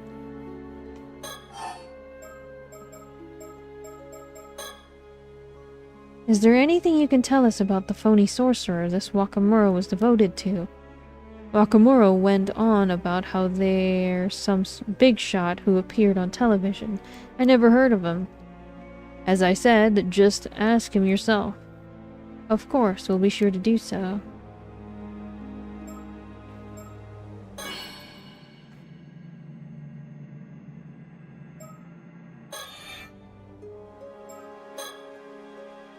Perhaps he isn't as fixated on immortality as I thought. That leaves us in a rather unfavorable position. How should we approach this now, I wonder? How about this then? If you agree to give up the mermaid, we'll tell you what we know in return. For someone who doesn't seem to believe in the occult, you seem awfully fixated on this mermaid and immortality. Which suggests me, you found something you consider quite conclusive. What are you on about now? Well, I happen to know a bit more about mermaids than most people. Ma'am, are you sure? It's fine. I had the opportunity to do some research into them a while back, you see. So, you don't say, and... Well, mermaids do indeed have the ability to grant humans immortality. Ha! I knew it. More precisely, individuals granted immortality in this way are known as 800-year immortals.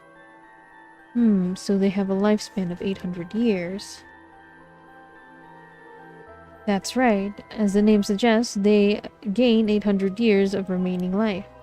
During this time, they won't age a day, and even if they die, they'll resurrect immediately. Sounds like a real blessing. No, I'm afraid it's anything but. One who defies the very law of nature like that is no longer human. They are an anomalous being that should not be allowed to exist. As such, our position requires that any such individuals we find are dealt with as swiftly as possible. Indeed, this immortality was originally a curse mermaids placed upon humans. A curse. Immortality is neither a blessing nor salvation of the living. It is a curse that robs them of their ability to die. None of those who have become 800-year immortals have found happiness, not one. It renders living among other humans impossible and makes them an outcast from society. Of course, there are a few years at first when life will be tolerable. But after that, every meeting ends in parting. You outlive whoever you love and or are loved by.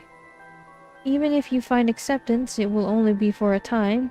You will always be shunned, be shunned eventually. You'll experience this over and over for 800 years. 800 years unable to die, with loneliness as your constant companion. This is why many see no other recourse than a life of ecstatic seclusion. Just as Yao Bikuni did.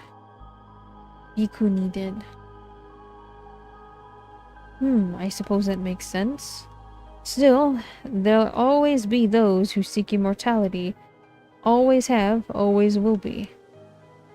You think so? I, for one, struggle to see the appeal. In any case, there are also certain conditions that must be met for this curse of immortality to be effective. Eating mermaid's flesh alone isn't enough to make you an 800-year immortal. Oh, and what exactly are these conditions? Sorry to disappoint you, but I'm not aware of the specifics here myself. A person who has gained the 800-year lifespan, being cursed by a mermaid, someone who ingests part of the body of a mermaid that meets certain conditions will be cursed and become a being known as the 800-year immortal. Once cursed, the individual's own body is lost and the provisional body is reconstructed using parts of the mermaid ingested as a medium. Their soul is transferred into the provisional body, which they are able to control as if it were their own body, with their consciousness presiding over both their soul and body from the head.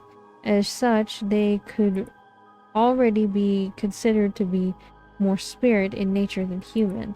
If the individual is fatally wounded or contracts an illness that results in their death, their body will instantly be restored to its default state, allowing them to revive. In the event they lose any body part, their heart will treat the largest remains part of them as their main body and regenerate any lost parts from there. With the removed parts subsequently vanishing, this even occurs in the event that the lost body part is the head. However, these individuals heal from non-fatal wounds at only a slightly faster rate than their bodies would be capable of naturally. As these people feel physical sensations and pain to the same extent as they would have in their original body, it is extremely difficult to tell whether an individual is an 800-year immortal or not unless they die. Even for the individual themselves, the lifespan of this provisional body is 800 years from the time of its creation.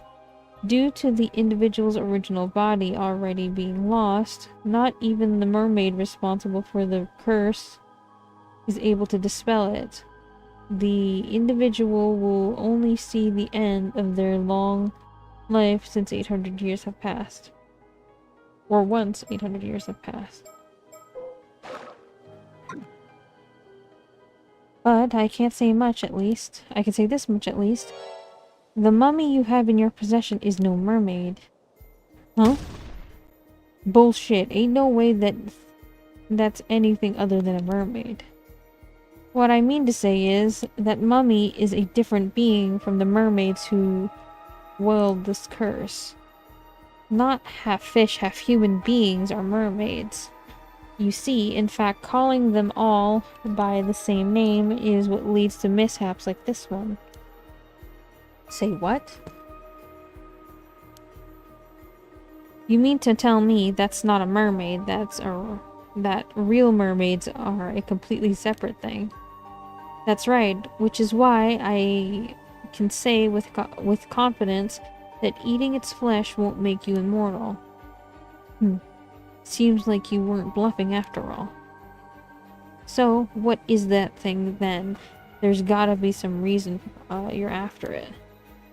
I imagine that even if you had it dissected and examined, all results would point to it being just a mass of fibers. In other words, nothing more than a man-made fake. There's a very good reason for that, you see. That mummy is merely the corpse of an average human twisted beyond recognition by the curse of the forsaken fish.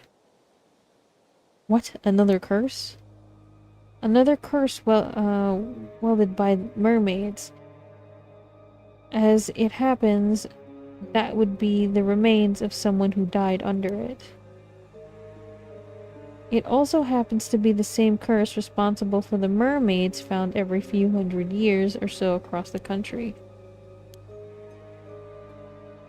You see, now why we'd rather you handed the mermaid over to us. The poor soul deserves a proper burial, same as anyone else. Surely even you're not so hard-hearted to deny them that. The curse this, curses that. It's all a bunch of hokum, if you ask me. That said, the report I got from the Research Institute earlier said exactly the same thing. Oh my, I take it you already had the mermaid dissected then. They said it was likely a fake, but asked if I wanted them to keep going anyway. I told them to keep at it, but It should be clear now that you have nothing to gain from the research of that corpse, at least of all the information on immortality. You won't consider handing it over? Of course, we could always take you in on charge of abandonment and desecration of a corpse. Alright, have it your way. I'm so glad you've come around. Thank you for your cooperation.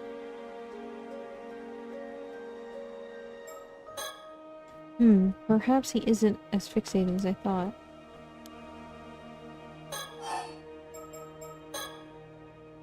I'll give you the damn mermaid, but in exchange, I want you to tell me one thing. What is it? You say there are real mermaids out there. Where are these real mermaids hiding then? I suppose you could call it the eternal world. The eternal world? Yes, mermaids are not creatures of this world, you see. Their original home is Ryugyu, the domain of the sea god. Ryugyu, and how do you get there? I'm sorry to say that Ryugyu's doors are only open to the dead. Going there is impossible for a living human. You claim anything with a fairy tale like that, it sounds like a hokum. That said, the entrance of Ryugyu is said to lie somewhere in the Ise Sea. There have been numerous sightings of mermaids crossing over to this world in the areas along in the area's long history, which is why Ise Bay has its share of mermaid legends too. Now that you mention it, I have heard one of those stories too. Some old tale about some mermaids being found on a long-lost island called Taishima or like that. What? Wait a moment. Where did you hear that story? Aha! Caught your interest, have I? Looks like this story has some merit to it after all. I was simply surprised, that's all. It's not the name I've come across in any historical records. It's just something I heard from one of the young'uns I have out there looking for mermaids. I see. Sounds like you've got capable young hands. I don't suppose it would be possible to meet with this individual. Hi, Bug. Nope, not happening. Unless you're willing to spill the beans on everything you know about mermaids, every last bit of info. Maybe, just maybe, I'll consider it then. It's clear you're no ordinary housewife after all. Ugh. Not interested? Then this meeting is over. I'll hand over the corpse to the police as promised.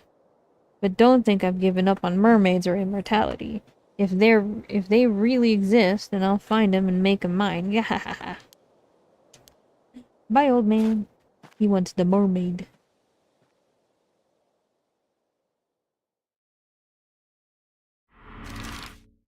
A good, upstanding person.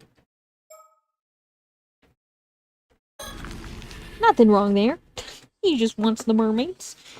He just has an obsession with mermaids and immortality. What could possibly go wrong? What could possibly be wrong? Hey there, you two. Sorry for calling you out here when you're so busy. I figured it'd be best to give you two the rundown on our findings as soon as possible. It's no problem. Go ahead. Oops.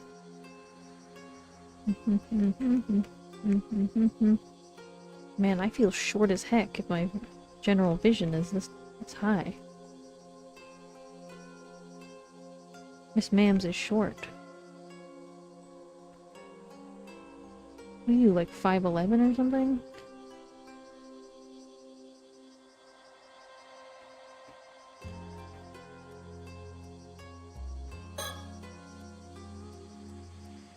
Judge a queen for giving supervillain. Dude, all he needs is like eyeliner and a good lip. He's good to go. Despite the heat, Soto looks as unruffled as ever. I do hope he isn't just pretending to be alright. Yeah, it is summer, Soto. Let's hear what Detective Ide has to say. This is one of Ise City's residential districts. Right now, the ground is so hot, the air around it seems to be shimmering. It is hot.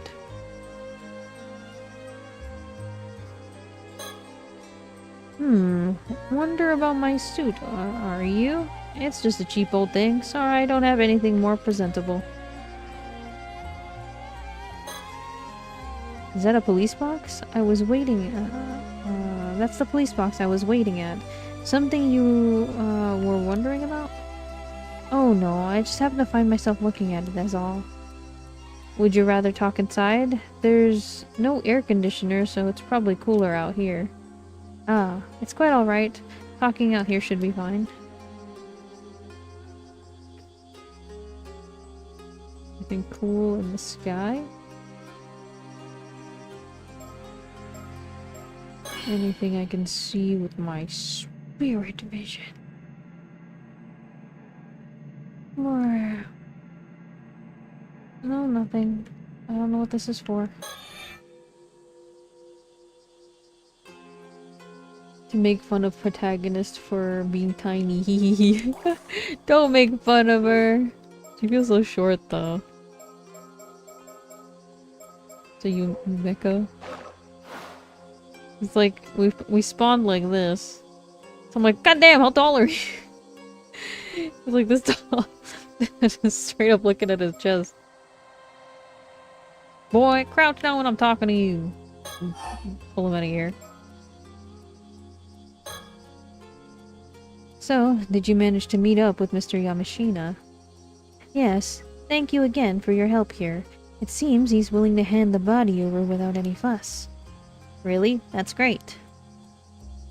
Still, why would some big shot tycoon go to all that trouble to withhold a body? If everything I've heard is true, you could probably take him in on charges of desecration of a corpse, you know? Or was there something special about that corpse? How observant of you, detective. I can, of course, explain if you'd like to know more. Wait a second. Is this related to the secret department of yours? I think I'm better off not knowing. If so... Oh, really? I don't mind bringing you into the fold. Ma'am, please stop trying to rope him into helping us. I don't want to do any more paperwork. Please. Soda.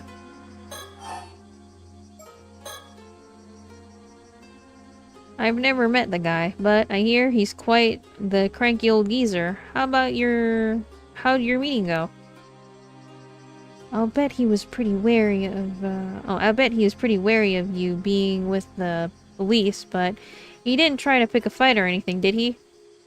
Well, I'm not sure, you could say it went smoothly, but I don't think we upset him, at least probably. You, don't sound very sure about that. Oh, right. That's exactly what I wanted to talk to you about. I got all hands on deck to go around asking about the sketch you gave. We finally found someone who recognized the victim. Oh, that's great news. The person who recognized him was a housewife in her 20s who lived in Kumano 7 years ago. Apparently, the sketch looks like a 19-year-old she knew who left the village to go to the city. So 7 years ago he was 19, no? From the sound of it, the guy had no relatives to speak of, left the village with nothing but the clothes on his back. She doesn't know what happened to him after that. I see. That would make him a young man with no relatives who left his hometown behind 7 years ago. Did we get the name of our mystery man? Sure did. His name was Kippei Ikoma. Kippei Ikoma. I looked him up in their residence registry, and it does look like he moved from Kumano to Ise City 7 years ago. But it seems he doesn't live at the place he put as his address anymore. Oh, this is unfortunate. I checked in with the apartment landlord, and it would seem that about 6 days ago, the landlord had his contract terminated after he failed in both his rent and returned to his apartment for several months straight. The landlord didn't put out a search request or anything, so that's where the trail ends, I'm afraid. If he went missing 6 years ago, I suppose it wouldn't surprise me if those were his remains.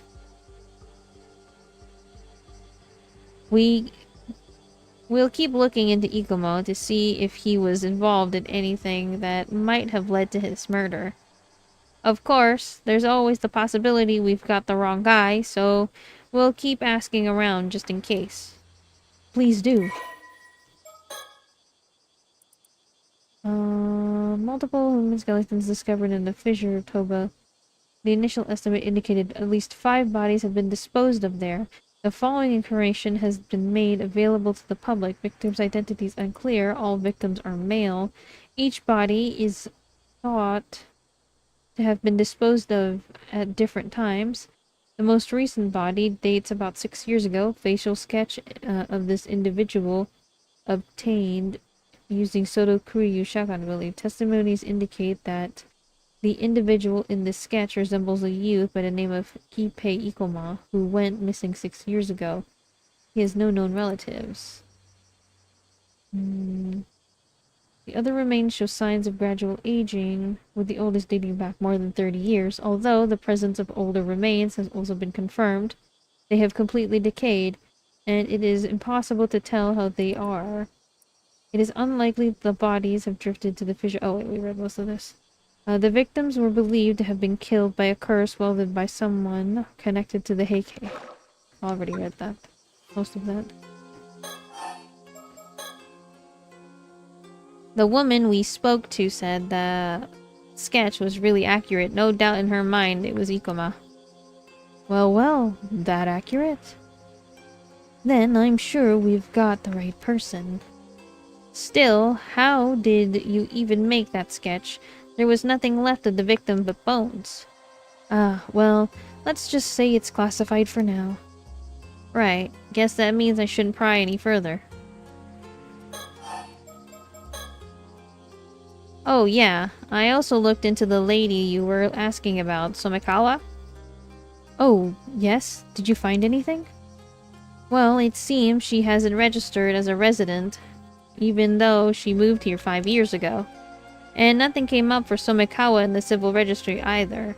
So I'm afraid I don't have anything on who she is, or where she came from. Sorry to disappoint. I see. Is that quite common? Happens. It's not unheard of for folks from countryside to come here for work or just drift on with no one really knowing who they are. Apparently, it's really common during the post-war growth period. It seems we have quite the mystery woman on our hands. Yep, though there is something I've been wondering about. Oh, let's hear it.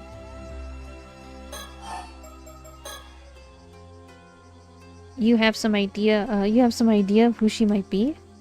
Well, have you heard of the Kamishina Southern Sea disaster? It was a big maritime disaster that struck 5 years back. Yes, I have. One of the victims of the disaster was an ama diver and housewife from Kamishima by the name of Mari Minakuchi. But it seems her maiden name was Somekawa. So our mystery woman shares a surname with the maritime disaster victim. I'm impressed you managed to dig that up. Eh? I was already looking into the Kamishima disaster because of the skeletal remains, so it was a happy coincidence if anything. Oh, so you thought they might be related too. I'm glad it wasn't just me. Anyway, it seems like the bodies of the disaster victims were never found in the end, which got me thinking, Wait, are you saying... Yep.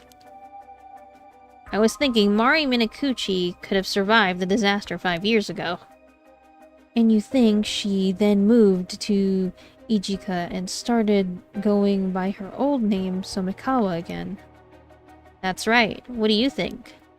It seems like a long shot, but maybe.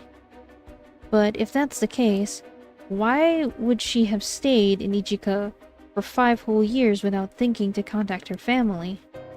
Maybe she lost her memories in the disaster. Right, if she only had her old memories to rely on, it wouldn't be that odd if she went back to using her old name. Surely her appearance would still be the same, though. It is difficult to imagine no one recognizing her for 5 whole years. Yeah? It's possible she just never ran into anyone she knew. That kind of thing is more likely than you think. Oh, speaking of appearances, I found a picture of Mari Minakuchi from the report on the disaster. I haven't met this Somikawa myself. Could you take a look for me and let me know what you think? Let's see. Oh, this is interesting. What do you think, Soto? If she'd aged 5 years and grown badly gaunt, I can certainly see how this woman might come to resemble Miss Somikawa. She's not that badly gaunt, she's just kinda... just needs her hair brushed, really. And maybe a long nap. My thoughts exactly.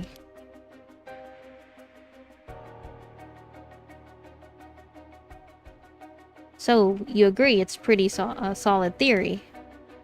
It certainly is worth looking into, yes.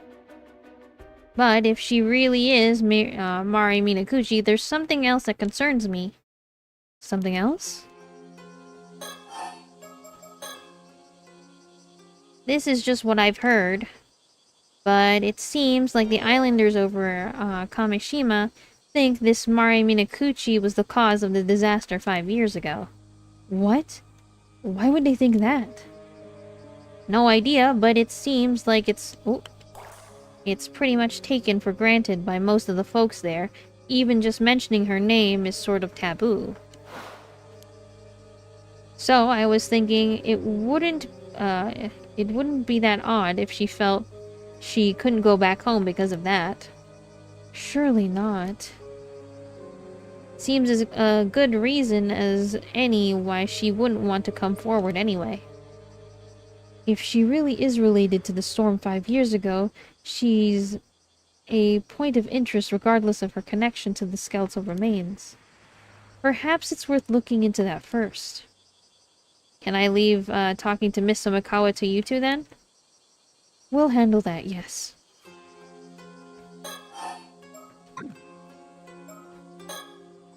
So people believe Mari Minakuchi called forth the curse of raging waves 5 years ago, do they? I didn't expect the curse of the raging waves to come up here of all places. Wait. That's it, I remember now. The sole survivor of the Taishima, his surname was Somikawa.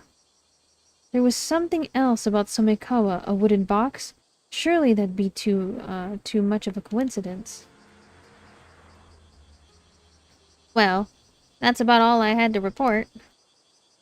Thank you, Detective. That was very informative. As for our next move, could we ask you to keep looking into Kipe Ikuma for us? Roger that. We'll see if we can find Somikawa again and hear what she has to say. Unfortunately, it looks like our trip to Kamishima will have to wait till tomorrow. So it seems. Oh, you had business in Kamishima too? That was actually our original reason for coming here, yes. But now we've gotten caught up in all this other troublesome business, so it looks like dealing with that will have to come first. And here I was hoping to get this over with as soon as possible so I can get back home to my husband. I see. You sure are devoted to your husband. Oh, very much. Though I do worry as he never eats properly when I'm not around. In any case, please do get in touch if you find anything else of note. Even if it's something about the ordinary happening, anything could be of help. Sure, will do. Though you're kind of making me worried something might actually happen now. I'd certainly prefer it if it didn't. Anyway, we're counting on you, Detective. Or later.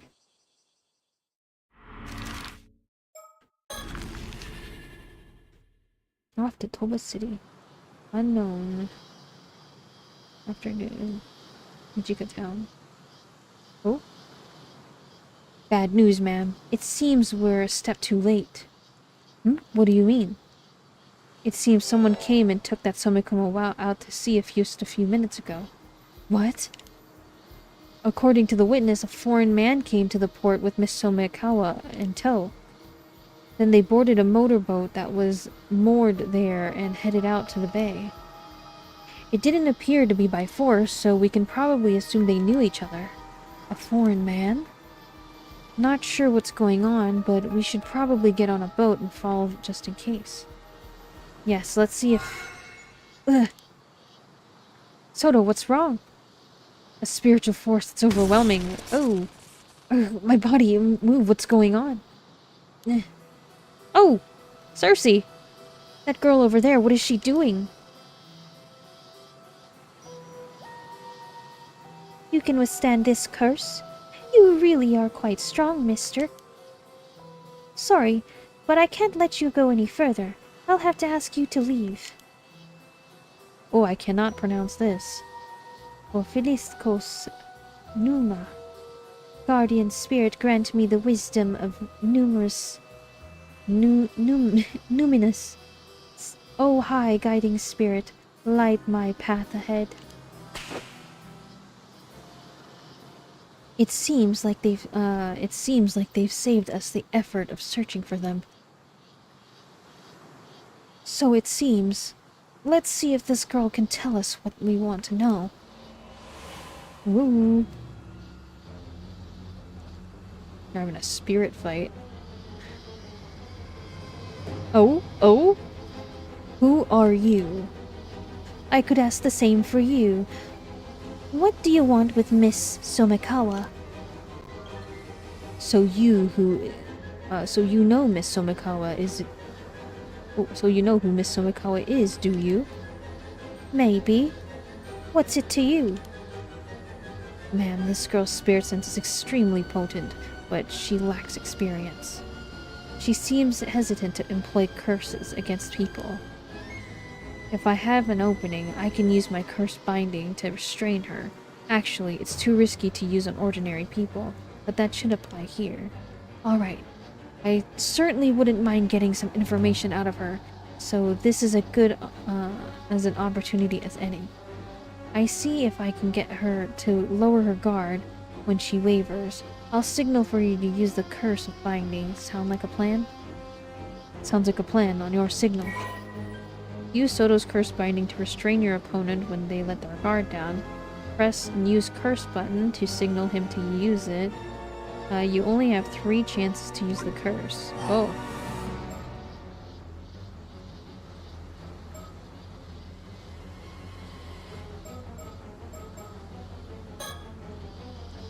Now, there's no need to be so uptight. How about we stop all this and just talk a bit? Not happening. You're just going to use a curse the moment I drop my focus.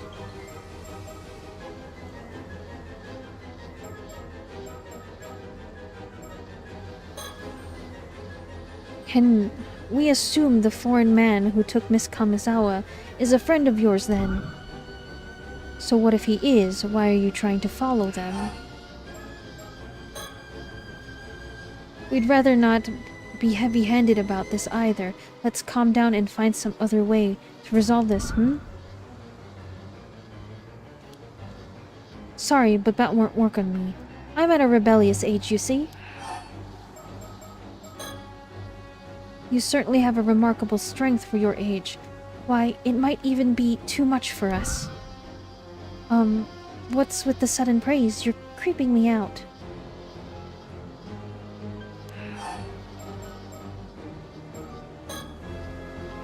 You certainly...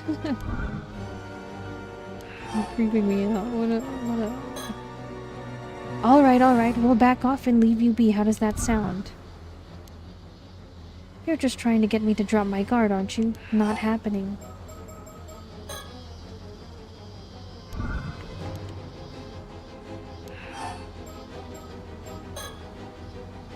What do you want with Miss Somikawa? I could say the same to you. You must want the relic for yourself, don't you? What? You know about the relic? If you know about the relic, I'm afraid we can't let you get away. Get away? I'm the one holding you here. If you know, We'd rather not. Oh, like, I don't think there's anything there. If you resist anymore, we'll have you taken in for obstruction of public duties. Wait, you're the police? Despite appearances, yes, defying us could net you quite a heavy punishment. I see. You must be from Paranormal Affairs. Then I definitely can't do what you say. What? You have quite the nerve standing up to us, knowing where we're from. Don't you think you'll get off this lightly? Threatening me won't get you anywhere. You can't arrest me unless it's an emergency, right? Alright, we'll back off. How does that sound?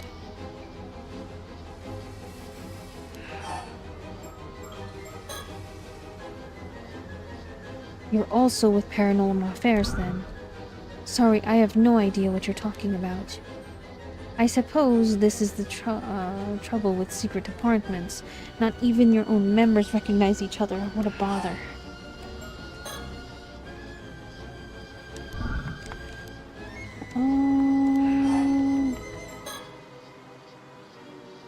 So we're both from Paranormal Affairs, are we? Let's talk. Perhaps there's something we can...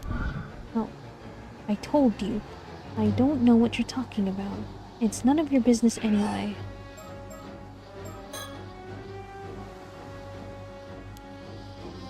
Am I correct? If that's what you think, can you give up already?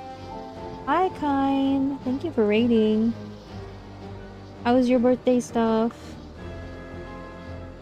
And I saw you got your shiny. Yippee!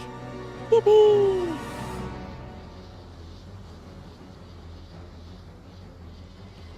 If that's what you think,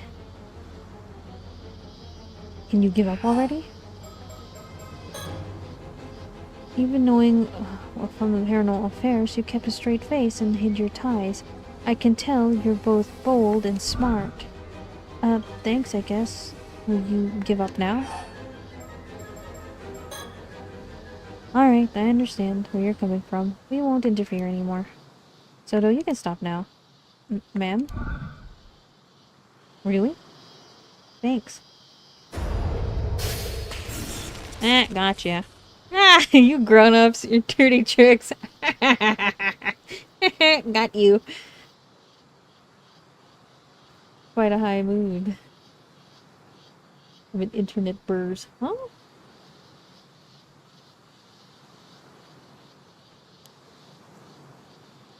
You did well to be cautious of us, but I'm afraid this is how grown-ups get things done. Well, I'm glad you're feeling pretty good.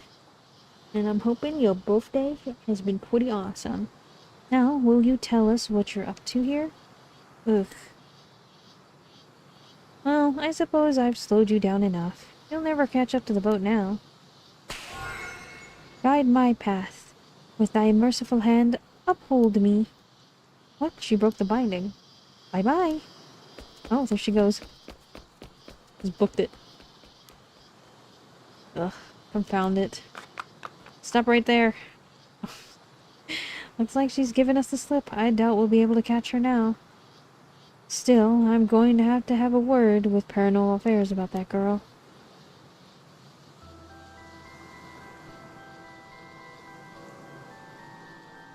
Put in a call to Paranormal Affairs about that errant young lady just now. I see. I assume she indeed is affiliated with them. Yes, it seems her name is Circe Lunarlight. She's an exorcist from England who comes here on exchange. Part of her spiritual training, as I understand. A Lunarlight family, I see. Oh, are they well known? I've heard of them, yes. They're a distinguished family of exorcists. Quite an old one, too. It would certainly explain the strength of her spirit sense. Right. In any case, it seems she's in the care of Paranormal Affairs while she's in Japan. Honestly, I do wish they'd tell us these things in advance. What is she doing here in Mie Prefecture? Well, it seems even Paranormal Affairs isn't sure what she's up to. They've been looking for her. From the sound of things, she's been skipping her training assignments to travel around Japan, visiting all sorts of spiritual spots instead. It doesn't seem like they're keeping an eye on her at all. Unfortunately, they asked me to tell her to return to Tokyo at once when we next see her. I see. More work for us then. Yes, the things we find ourselves caught up in. She seemed to know about Samikawa too. I've got a bad feeling about all this. Shall we try looking for her? I imagine she's still in the area. No, not now. If that is true, I doubt she'll be looking to cause too much trouble. Besides, I'm sure we'll run into each other again eventually. Well then, I think that's enough trouble for one day. Let's call it a day, and we'll head for Kamishima first thing tomorrow. Understood.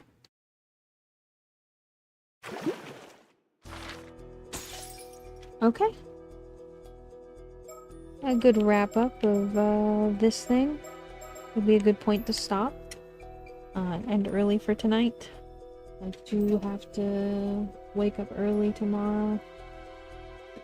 For the baby boy. The baby boy's gotta get his, he gotta get his whole thing sorted. Let me double check something real quick.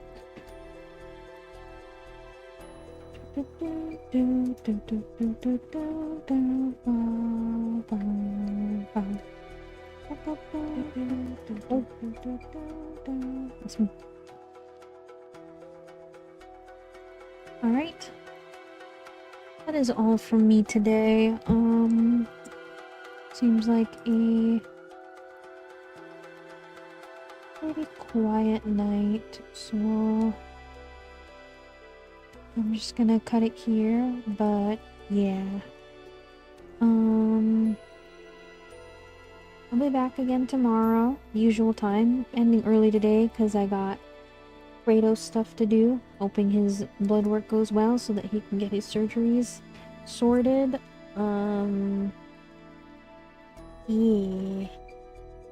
But again, if anyone wants to get a thingy from you or help out, the Kratos thing is there.